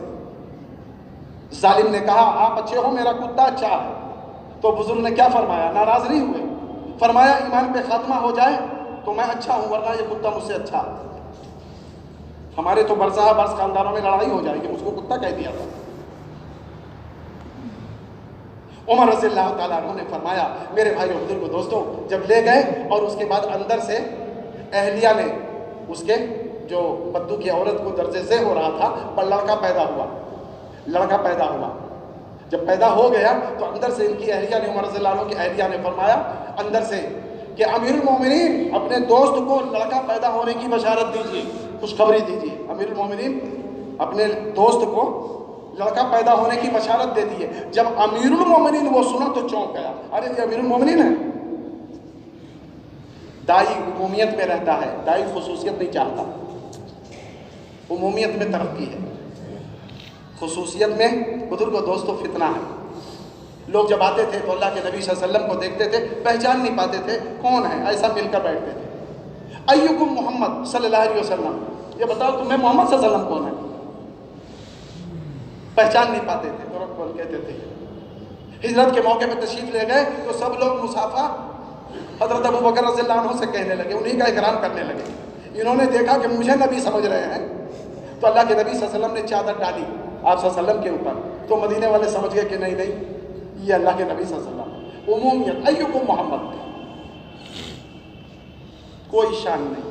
معلیہ صاحب رحمۃ اللہ فرماتے تھے یہ کام شخصیت سازی کا نہیں ہے، یہ کام شخصیت سوزی کا ہے، یہ کام شخصیت کے مٹانے کا ہے، شخصیت کے بنانے کا نہیں ہے۔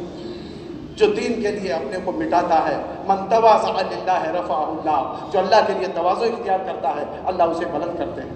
یہ کار نبوت ہے، مزاج نبوت پہ کام ہوگا۔ سب لوگ تیار ہیں بھائی انشاءاللہ؟ ایک واقعہ سنا کے بعد میں اب یہ ختم کرتا ہوں۔ 8 تک مجھے موقع دیا گیا کہ 8 تک بات ہوگی، ابھی 7:45 ہو رہے ہیں، 10 منٹ ہے۔ اپنے اسلاف اکابرین میں عموماً سنا دیا کرتا ہوں اس کو، اور بہت سارے تھوڑے وقت میں چند باتیں میں نے سمیٹنے کی کوشش کی ہیں۔ اسلاف ہمارے حضرت مولانا قاسم نانوتوی رحمۃ اللہ، علم سے کیا چاہا جا رہا ہے؟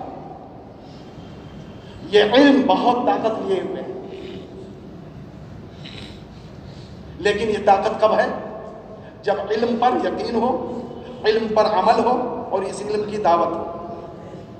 یاد رکھیں، تو یہ علم بڑا طاقتور ہے۔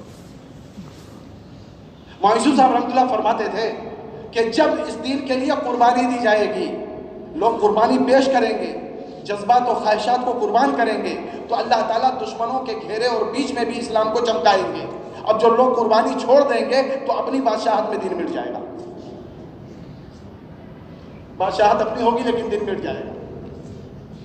اس لیے کہ دین قربانی سے پھیلا ہے اور کفر سہولتوں سے پھیلتا ہے۔ کفر کس سے پھیلتا ہے؟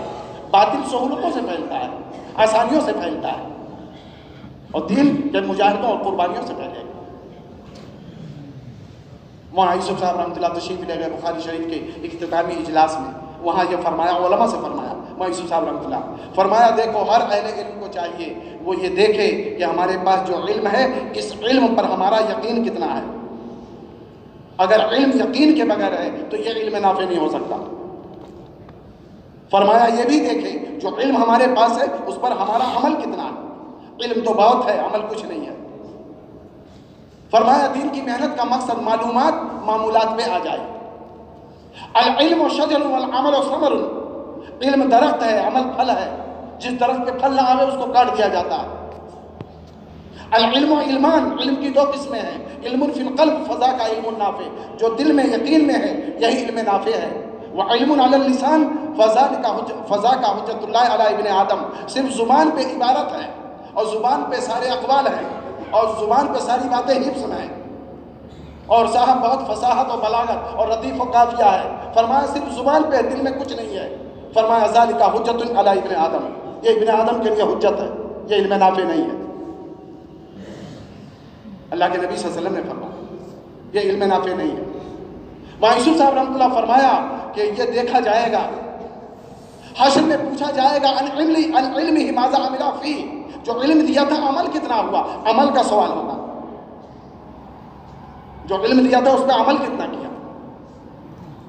عمل کا سوال ہوگا۔ فرمایا جس کا سوال ہوگا اس سے لوگ غافل ہیں، اور جو ذریعہ ہے صرف عمل کے لیے جانکاری پہ جانکاری بڑھا رہے ہیں۔ قبر میں یقین پر زبان چلے گی، من ربوں کا وما دینوں کا ومن نبیوں کا، معلومات پہ زبان نہیں چلے گی، آدمی جواب نہیں دے پائے گا، یقین اور عمل والا جواب دے گا ربی اللہ دین الاسلام وہذا نبی ہونا سیدنا محمد صلی اللہ علیہ وسلم۔ میرے بھائیو بزرگ، مولانا یوسف صاحب رحمۃ اللہ بات تھوڑا سا سخت ہے لیکن چونکہ ان کی بات ہے اس لیے میں نقل کر دیتا ہوں۔ پورے صوبے میں علماء کرام ہیں، آپ غور فرمائیں۔ مولانا یوسف صاحب رحمۃ اللہ فرمایا کہ دیکھو اگر علم یقین کے بغیر ہے، یقین نہیں ہے تو علم جو ہے یہ علم نافع نہیں ہے۔ فرمایا علم یقین کے بغیر ہے تو علم قرآن کا ہوگا، عمل یہودیوں کا ہوگا، علم حدیث کا ہوگا، عمل عیسائیوں کا ہوگا۔ زندگی میں علم دین کا ہوگا لیکن زندگی میں بے دینی ہوگی، کہ کیوں؟ اس لیے علم پر نہ یقین ہے نہ عمل ہے۔ اللہ کے نبی صلی اللہ علیہ وسلم نے فرمایا اللہم انی اسألک علما نافعا، اے اللہ میں آپ سے علم نافع چاہتا ہوں۔ ہر علم علم نافع نہیں ہوتا، بے علم نتوا خدا را شناخت، بغیر علم کے آدمی اللہ کو پہچان نہیں سکتا۔ تو کیا صرف عبارت رکھ لینا؟ فرمایا نہیں، عبارت کا نور ہوتا ہے، وہ اندر اللہ کا خوف، اللہ کی خشیت پیدا ہوتی ہے، پھر اللہ کا تعلق پیدا ہوتا ہے۔ اور ہمارے اسلاف نے بڑوں نے اللہ کا تعلق پیدا کیا تھا۔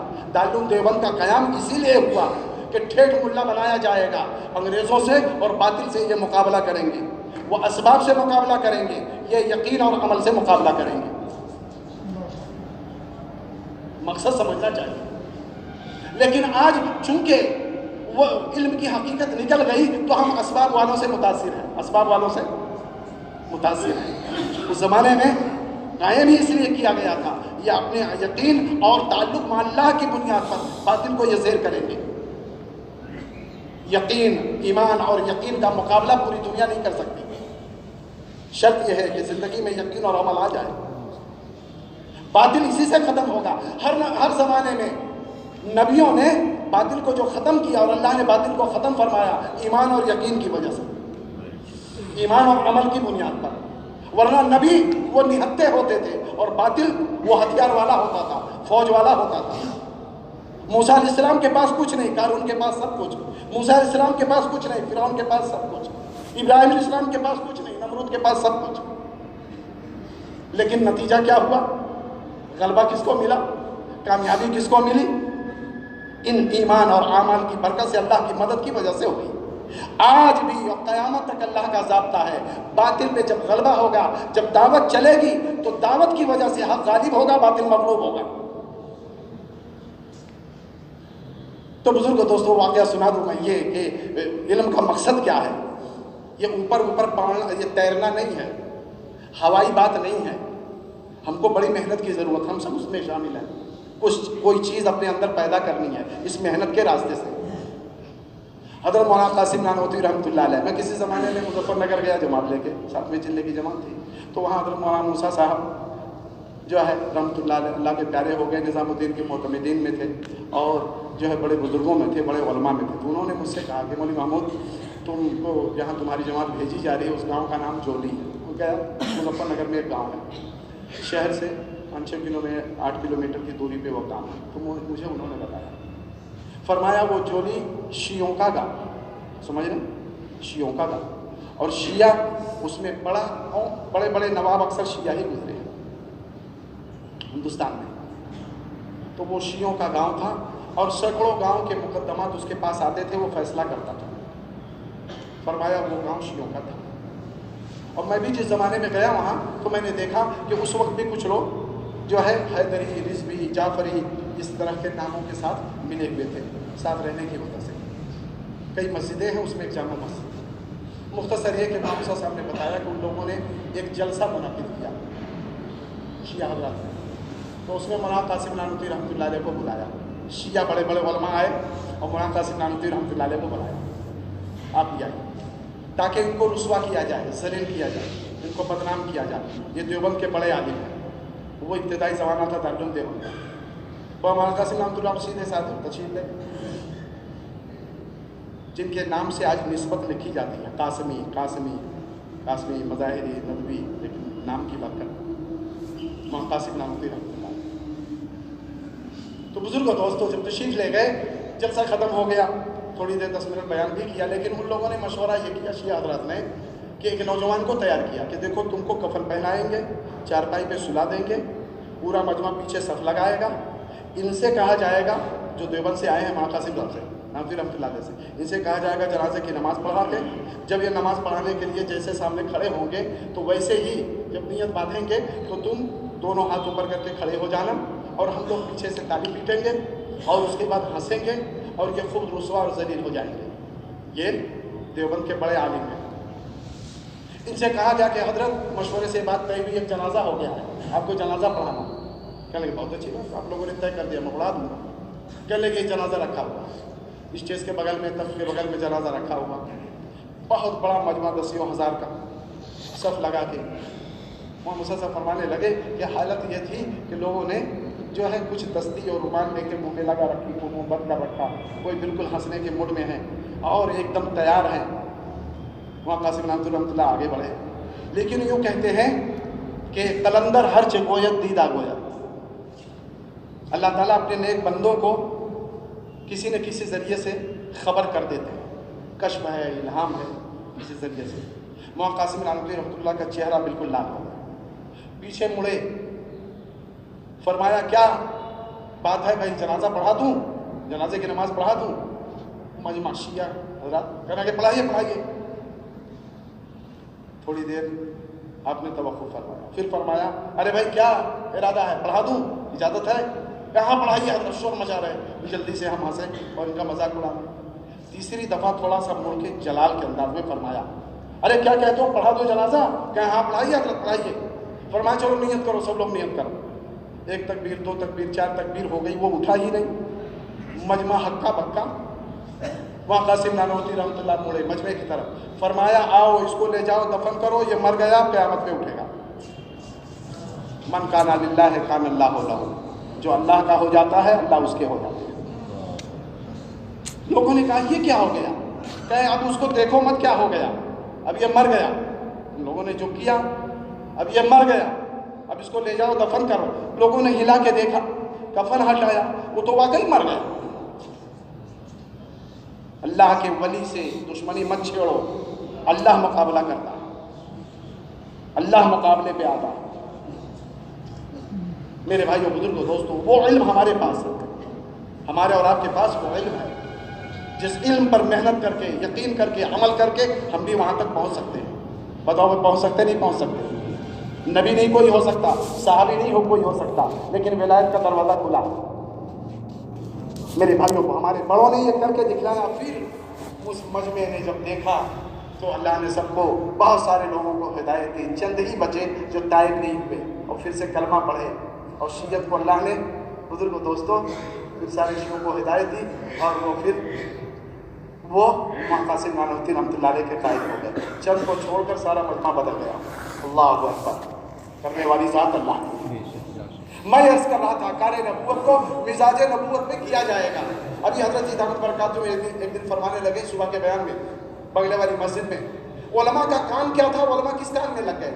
फरमाया हम बहसों में लग गए, हम तो एक दूसरे की तरदीद में लग गए और आवाम मुर्तद हो रही है। हमको तरदीद से मौका नहीं, उसकी रद्द वो कर रहे हैं, उसकी रद्द वो कर रहे हैं। उलमा तरदीद में हैं और आवाम इर्तिदाद में है। इसलिए मेरे भाइयों बुजुर्गों दोस्तों, जो है इरादा फरमाएं, नियत करें कि इंशाअल्लाह हम जहाँ भी रहेंगे हमारा काम है, हम करेंगे इंशाअल्लाह। और बुजुर्गों दोस्तों, जो है किसी से कुछ नहीं लेना देना, अल्लाह के ख़जाने को सामने रखकर मेहनत करना। अल्लाह हमारी ज़रूरत को खूब जानता है, किसी के सामने हाथ नहीं फैलाना। मांगो उसी से जो दे दे खुशी से, और कहे ना किसी से, और वो अल्लाह की ज़ात है। वो किसकी ज़ात है? بڑا سے بڑا سخی ہوگا اور سیٹھ ہوگا اور پیسے والا ہوگا، وہ کہیں نہ کہیں کہہ دے گا میں نے ان کی مدد کی تھی۔ مانگو اسی سے جو دے دے خوشی سے اور کہے نہ کسی سے۔ اس لیے اب آپ حضرات فرمائیں، یہ تقاضے سامنے آئیں گے۔ دوستو جو سالانہ چلہ آپ کا